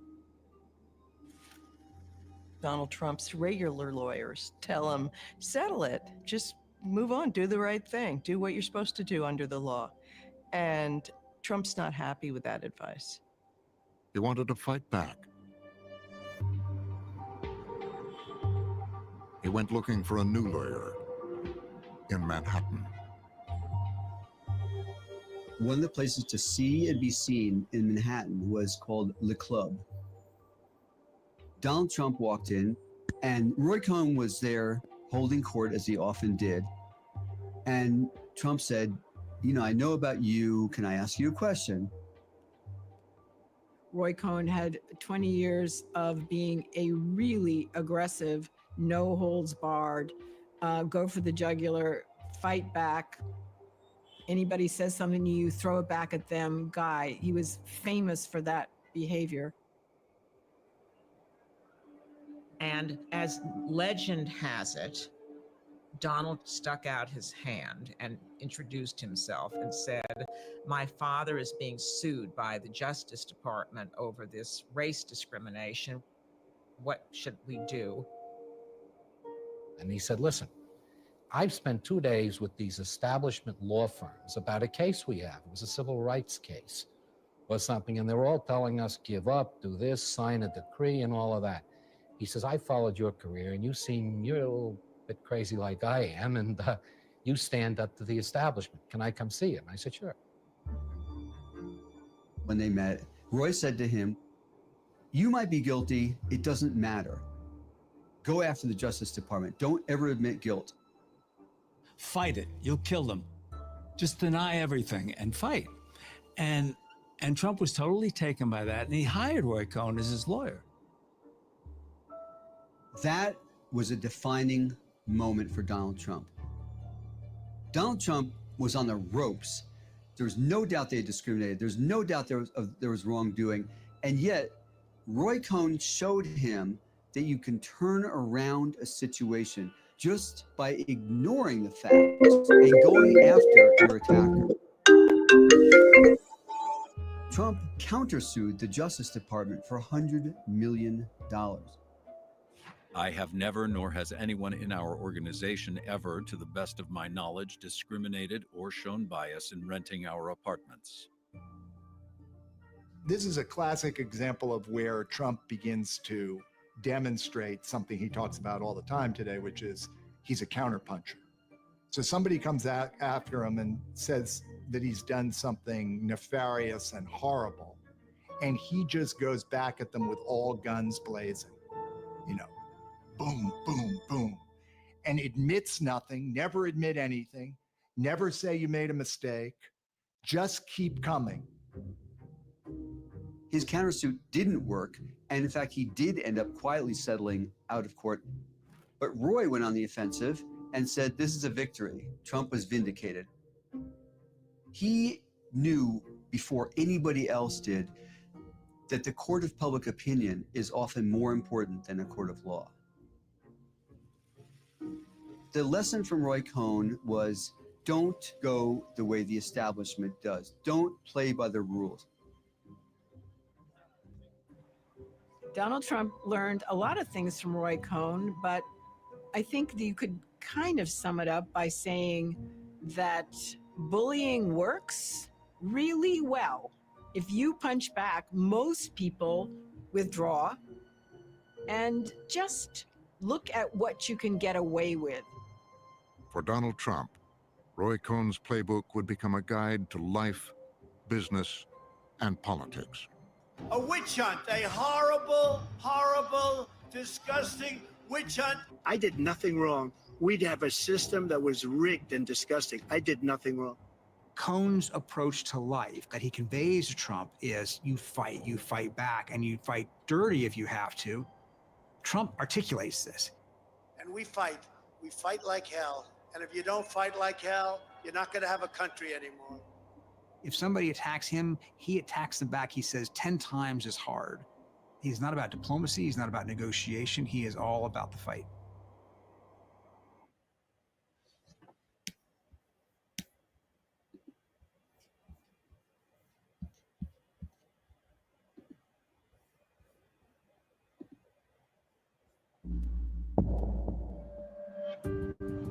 Donald Trump was his father's apprentice, heir to a multi-million-dollar real estate organization.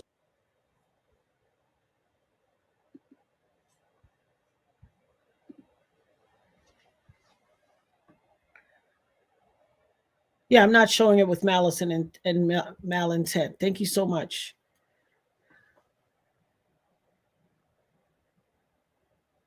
I'm not showing this with malintent, only to educate and awareness. Proof in the docs. That's right. See for yourself. Well, people don't like these truth, boy. That's right, cat girl. That's what we talked about yesterday. He worked for Senator McCarthy. He was the prosecutor in the McCarthy hearings. He called everybody a communist. He had people, the Rosenbergs were jailed and eventually died. He called everybody a communist. He called everybody a liar. He was a roving maniac.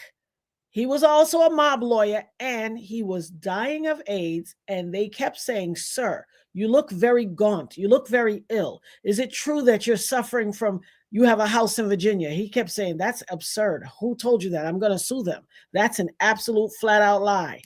This man swore everything was a lie. He'd never admit the truth. And that picture where he was looking at Donald Trump, he was like, he literally died a few days after that. It was a party or something they had for him. You can't trust somebody who is literally dying and know they're sick as a dog and be like, that's absurd. Who said that? I'm going to sue them. I'm going to court and file a lawsuit tomorrow. This is who trained him. Everything he says is a lie. You cannot believe him. He might be telling the truth sometime, but when all you do is lie, you make your own integrity come into question. Facts ain't fiction. And they ain't feelings. And this ain't hyperbole. This is too much truth for that ass. You can either take it or you don't. I want you to know who will be leading you. Is this your leader? That is your leader. Y'all need to know who your leader is. Y'all chose him. Y'all now measure him and all these things you're learning about him. This man said his daughter is a hot piece of ass. Measure him against Kamala and tell me how she ain't qualified again. Please do tell. We're waiting, asking for the global world and of the other civilizations outside of the ice wall. We all want to know. Tell me again. Tell me you're not a misogynist without telling me you're not a misogynist. Tell me you're not a fascist without telling me you're not a fascist. Tell me you're not racist without telling me you're not racist. Tell me you're not blind, loyal, and upholding the status quo of systemic racism and the patriarchy and all that without telling me. Tell me you don't suffer from cognitive dissonance without telling me. Tell me you don't have confirmation bias where you can't hear none of this truth because all you want to do is believe your leader is a good person. Tell me. This man said of his daughter who was 11, if she wasn't my daughter, I'd be dating her. He said of his newborn 1-year-old baby with Marla Maples on Lifestyles of the Rich and Famous. They asked, what did your baby get from you and what did she get from Marla? The man said she got her legs from Marla, but we got to wait. We don't know if she got these from Marla yet. A 1-year-old. Are y'all mad? Are you mad? He had his daughter sitting on his lap, straddling his leg while he was touching her butt. This is your leader. Tell me how I'm wrong again. This is your leader. Or when he was with Giuliani dressed in drag and he was motorboating him, telling him what a beautiful woman he was. Tell me I'm wrong. This is who y'all voted for. This is who y'all out there pounding your chest for. All I say is know the whole story. That's what this is. Know the entire story. But I see these numbers dropping because it's too much truth for y'all. Y'all don't like this truth now. Look at the numbers. Just a second ago, we had 100. But, you know, them 17 trolls had to run off because it's too much truth for them. They don't want to see this. They don't want to see this. I ain't gonna hold you as long because we was long. We got class tomorrow night. We're gonna watch a couple of longer ones. We got class tomorrow night. Make sure y'all got your notebooks. We're gonna do some homework. Yes, his daughter was on Epstein Island too, and y'all keep saying Trump said he gonna release the Epstein things. Did you see the video I put up with him and Epstein? Let me put that back up for good measure. I want to let y'all go with something in your head so you can see, so you can remember, because we ain't making this up. I know it's too much truth for a lot of people, but you know, y'all gonna get this too much truth. If you're messing with me, you're gonna get this truth. I know a lot of people don't want to get it because they don't want to have to acknowledge it. But it is what the TI is, and that's it. Where is it? Hold on, let me scroll down.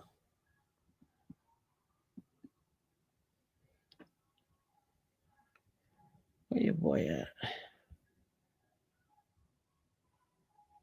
Man sees a child, some little girl children going up the escalator, and he says, I'll be dating her in 10 years. A little girl. Like the insanity of it all. But y'all don't want to hear this truth. Y'all don't like that truth. This man said that 5 young black boys and one Latino boy should be put to death. He said, I hate them. I want all of y'all to hate them. He took a whole lot of money and paid for full-page ads to encourage and sway people to hate innocent young boys and literally said they don't deserve due process. Don't waste your time having a trial. Just kill them now. This is your leader that you love so much. Y'all gonna get this too much truth, man. I know it bothers y'all, but that ain't my concern. That's not my concern.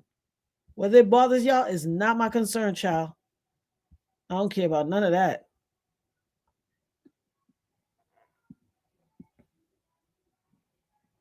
Where's this video with Trump and Epstein?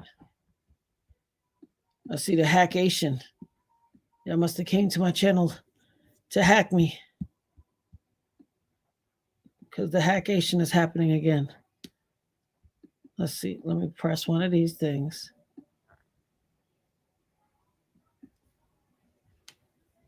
The hackation is too.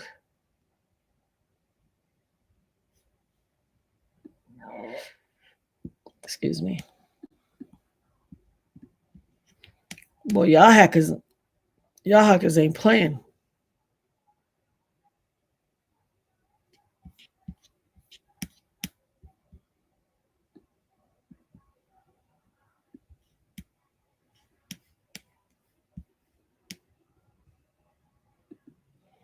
And you see the irony of that?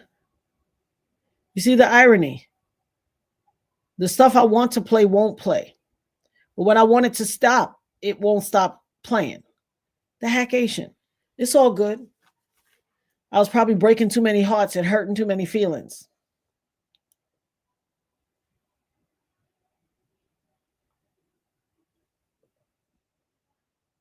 And that Imperial, wealthy. Child.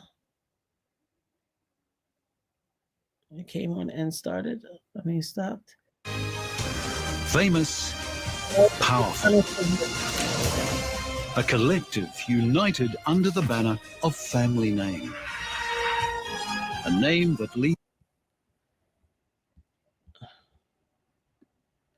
That was very brave of you to step forward and admit.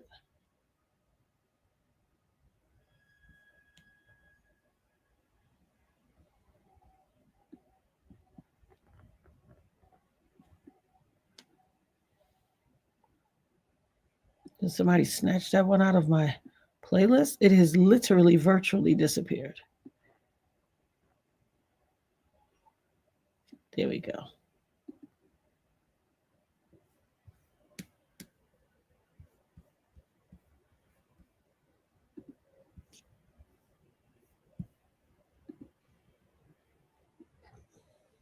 That was very courageous of you to admit.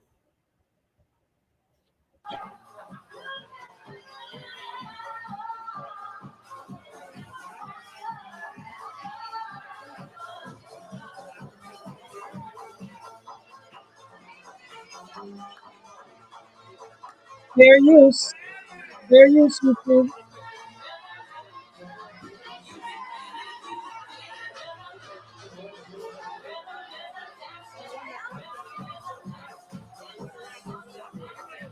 So for all of y'all saying Trump is going to release the Epstein files, nothing could be further from the truth.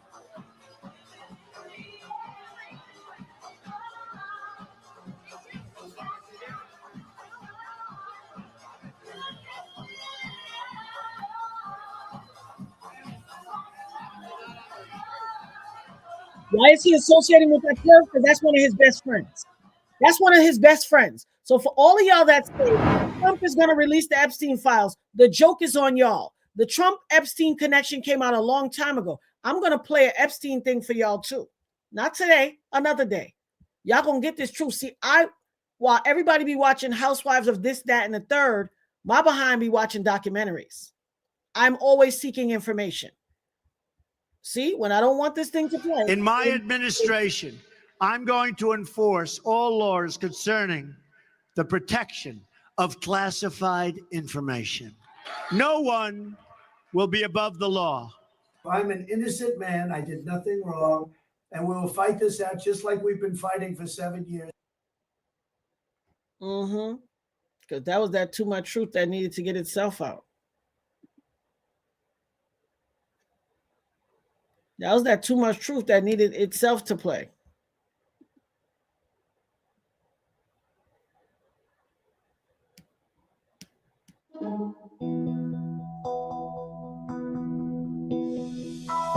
My daughter is beautiful, Ivanka.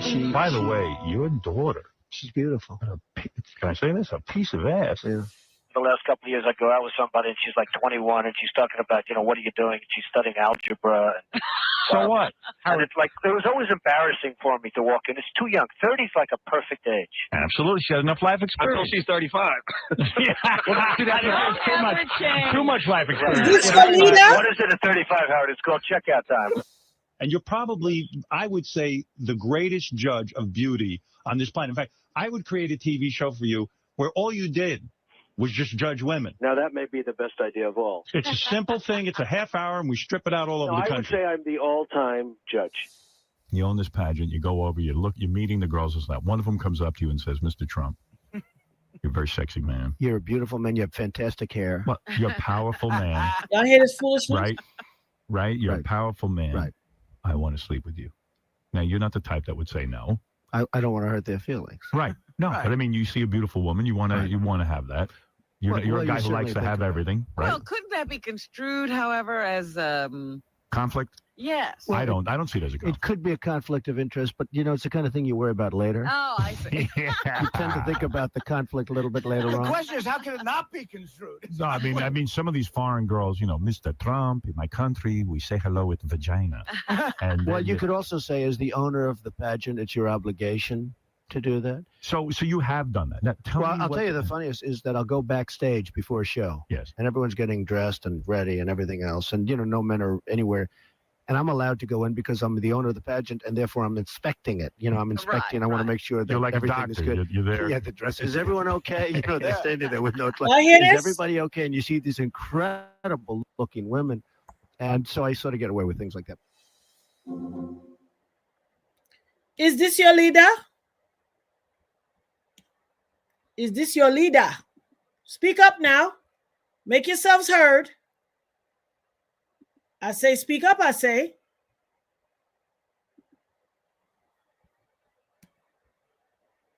Is this your leader? Take me to your leader. I didn't play and stop sharing.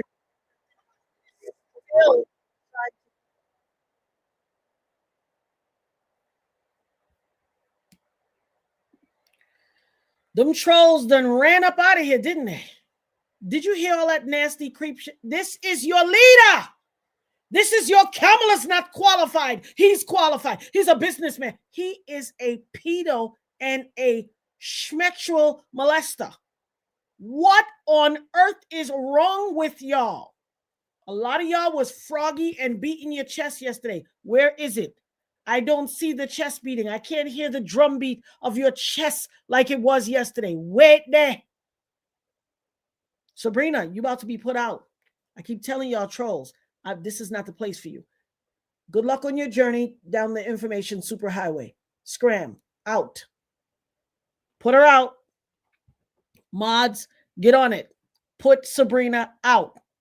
I don't have time. Matter of fact, let me do it myself. Let me do it myself.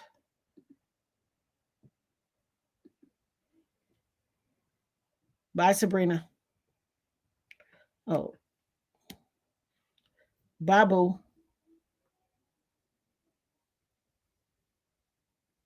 Y'all missed yesterday. Oh, yesterday was a doozy, honey. Go back and watch yesterday. Do you see what a disgusting creep your leader is? This is who's running your country. That's his voice, his likeness, his self saying it, having discussions. I mean, come on. Like, who's defending this now? Like I tell y'all, this is not a love fest. I don't have this channel for everybody to come here and be like, Natanya's so great. We believe everything you say. Whatever you say is the boss. You're the boss. No, I'm not the boss. Listen, in my businesses that I own, I always tell people I'm not your boss. I'm your colleague. Because I don't have to be your boss and subjugate you for myself to feel good. I don't need to do that. That's not who I am as a person. What did I say to y'all yesterday? I do not care who you want to vote for. What I'm telling you, you think he's a 34-time convicted felon for no reason? Do you hear this? Y'all talk about, Trump is going to release the Epstein list.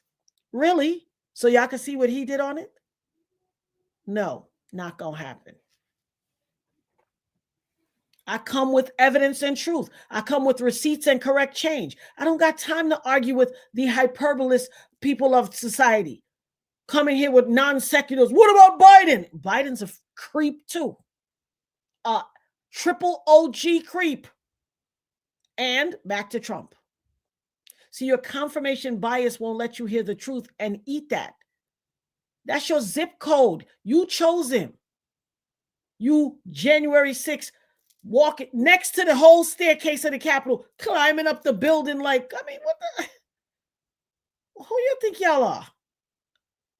Indiana Jones and the Temple of Doom? Like, what is wrong with y'all?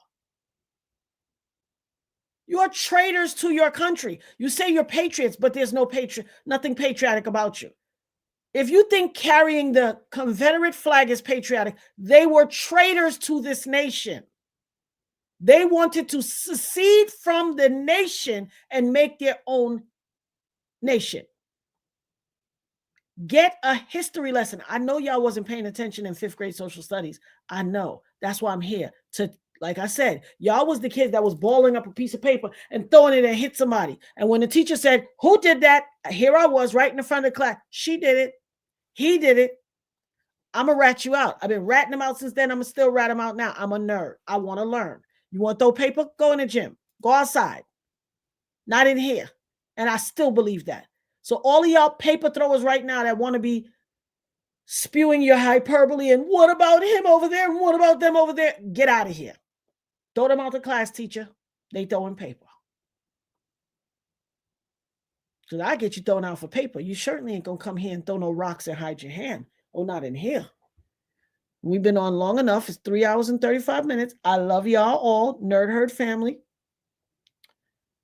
Yeah, he's not going to release a single thing. That's right. Come on, look at who he chose.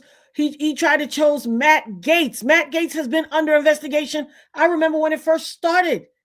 He paid a 17-year-old with like a cash app for inappropriate conduct. Him and another local politician in Florida. This been going on. And he wanted to make him attorney general. Yeah, crazy.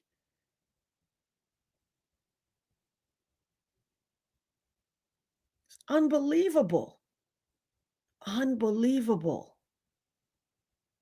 But y'all act like y'all don't hear me.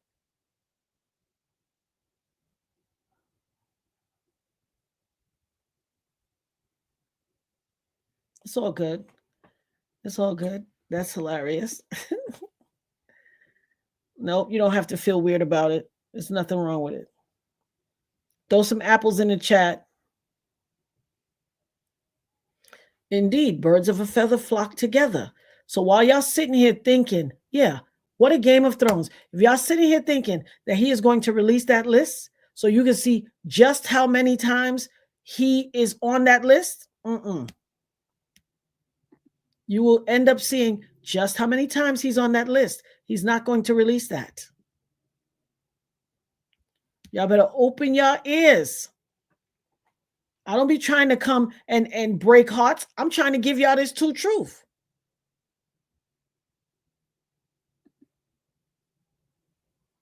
There you go. He didn't want us in there without black jobs. Thank you. It's so good to be here with you too. We appreciate you, Deborah, and everybody. I love the Nerd Herd family. I love you guys. 3 hours. I wasn't even going to stay for 3 hours, and we 3.5. So we got class tomorrow. Tomorrow we're only going to do 2 hours. That's it. And then the following day, we're going to probably do another 3 hours because there's a lot of information, child. And I'm going to just give y'all some homework to do. As a matter of fact, on my channel, on the Dopest Nerd channel, there's a whole Trump playlist. Go in, avail yourself of it. Look on my playlist, find the Trump playlist, and start watching stuff. And that way tomorrow we'll be reviewing. So you can get a full understanding. I think nonsense will ensue. I think all kinds of crazy. Listen, and here's another thing that's not lost on me. Some of you may not have been in class yesterday. And I said, every superpower nation in the history of the world has fallen at one point and had to rebuild itself. Every nation. Thank you, Michelle. I appreciate you too. Every superpower nation has fallen except the United States of America. Do I want it to happen? No. But if we have to base what we know about the future on what we know about the past. Thank you, Deborah. We appreciate you and thank you as well. We know that every like this the saying goes, every dog has his day. America has done a lot of bad things in the world, in the landscape of the world. Even the aliens is coming to fight us. We've done a lot. A lot. You ever heard this saying in the hood? I'm going to get my lick back. The world is getting its lick back on us. Those of you who are not abreast of that and don't realize is what's happening, I'm very sorry for you. I'm very sorry for you. And to that, I say, make sure you have a bug out bag. If you don't know what a bug out bag is, please go do research. A bug out bag is something that you have so that you can pick up and go in the event of an emergency and we have to leave from home that you may never ever get back to. Or if Armageddon-like situations ensue, you need to have a bag that can sustain you. It is a sustenance bag of all the things you may need. If you take a medication, you should go buy extra medication and have on hand. You should have something to create fire. You should have some type of paracord rope to if you have to suspend yourself down from the second floor. You should have a bunch of things. Preparedness kits. You should have a little butane cooking thing in case you have to abscond from home and you need to still be able to cook something. And if you're able to stay at your home, you should have charcoal briquettes and a regular charcoal grill. And I don't mean the big fancy smancy one of the cheap ones will suffice. You need to be able to have a way to preserve your life. You need to get some MREs or some dry food that can be hydrated and consumed. You need to keep goods. You need to make sure you got water. You need to go on Amazon and look up, I am not a doctor. None of this constitutes medical advice. Consult your own physicians. Do your own research. You're adults. I am simply telling you what I would do. Shout out. I've been preparing too. I'm a prepper. Been a prepper for a long time. You need to get solar panels. While y'all buying new sweaters that somebody's going to throw in the back of a closet, if you love somebody, get them a solar panel. They have these little flat solar panel briefcases right on Amazon for the low. You need to also get yourself in a little inverter box so that you can plug up your phone if there's anything, charge or whatever, it has a light on it, all that. These are what you need to get. You need to get yourself Faraday bags. That way, in the event cell phones somehow survive whatever takes place, if you put your phone in a Faraday bag, if there is radiation, all that takes place, whatever, your phone will survive. Your technology will survive. There are little things that are autonomous little devices where you can still, it's this little box where you can still get a signal if the Wi-Fi goes down. And you can still contact people and hear things. Yeah, do your research. Go on Amazon, go put in bug out bag, and it's going to bring up all kind of products or prepping. You should be informed. Water filtration straws, absolutely. And there's some radiation tablets. I have them right over there. Hold on.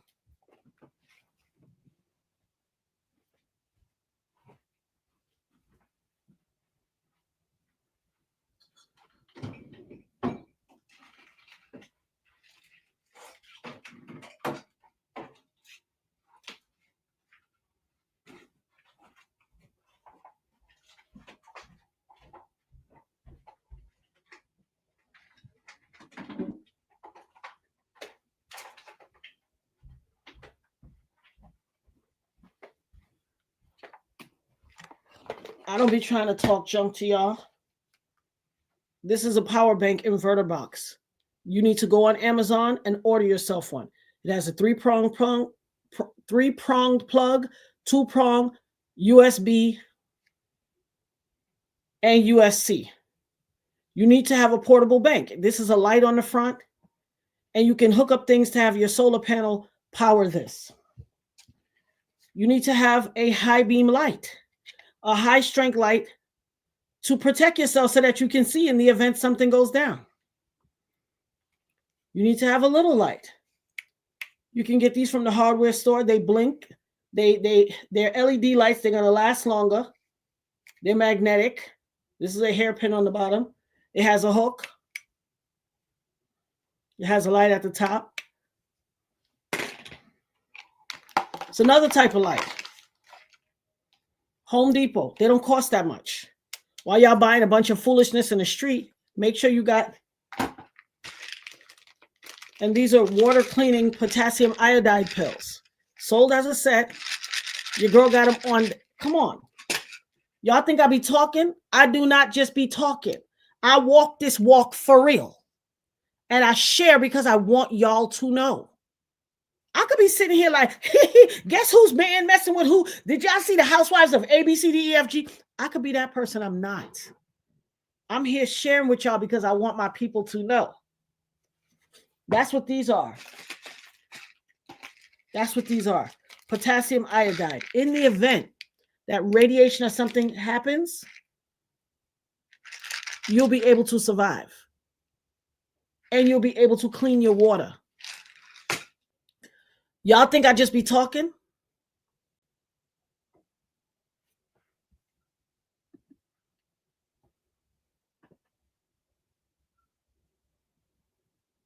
Swiss Army knife, that's right. Oh, I have a whole lot of... Listen, me and my child, we have something here called the ice box. It's an acronym. In case of emergency. Oh, I'm on top of my game. Absolutely. I don't just talk this. I walk the walk. I walk the walk. I'm not going to be caught out here like Willie Lump. No, me and Nirvana going to be fine. And my children. We're going to be fine. And my older sons. I don't just prep for me. I prep for them too. We all need these things. I have the small solar panels. I might have one in this drawer. Did I bring it upstairs? No, I don't have it up here. I have it downstairs. Hold on one second.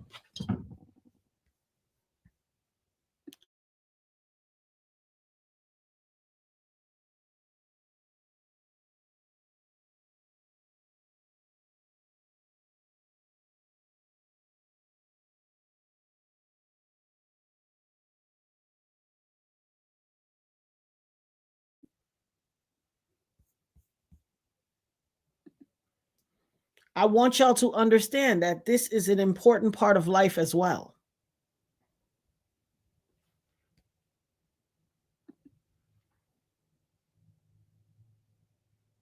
I told y'all I want y'all to go on, I think it's on Prime. Check Prime or check Netflix or just Google it. One or Tubi, it could be on one of them channels, Peacock something. Look for a series called Under the Dome. Look at it. Very good show. Yep, tense. I got butane. Listen, I tell you, we have something called an ice box. I got medications.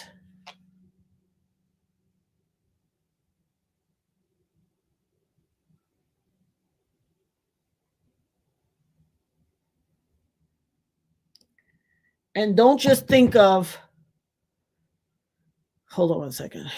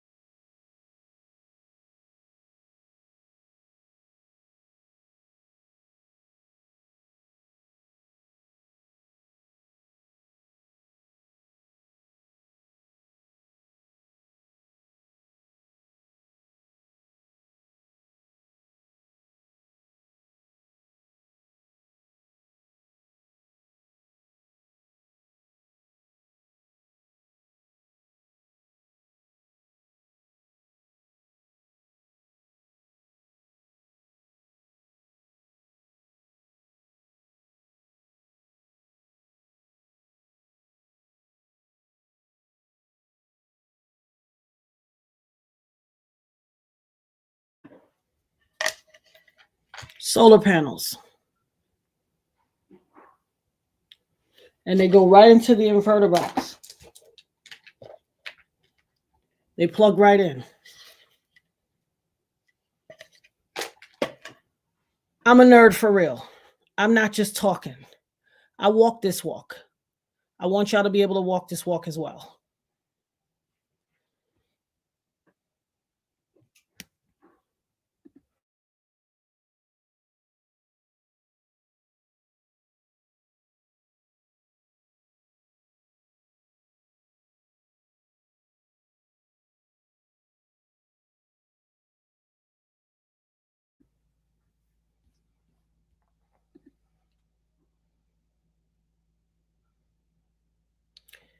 Absolutely. We all have to have these things. I love that, Michael. You have a trailer ready to go.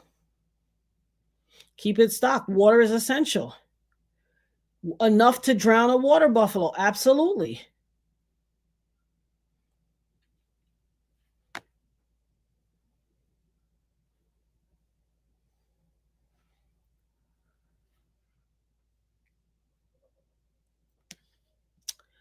Guys, I'm getting tired. So, thank you. I appreciate you. That's so sweet of you to say. Thank you. Yes, Queen. Listen, I'm about that life, and I really want y'all to be prepared too. What's the point of me out here living and ain't nobody else in the world? And there's a lot of preppers out there, but I want us all to have a fair shake. See, this is not the stuff we talk about in mainstream society. People are on YouTube right now having whole YouTube wars trying to drag me into it. Y'all don't see me going over there warring with them for what? What am I warring with them for? I'm out here a survivalist. They out here worrying about who got a real or fake Fendi shirt. I ain't got time for stupid. I don't do stupid.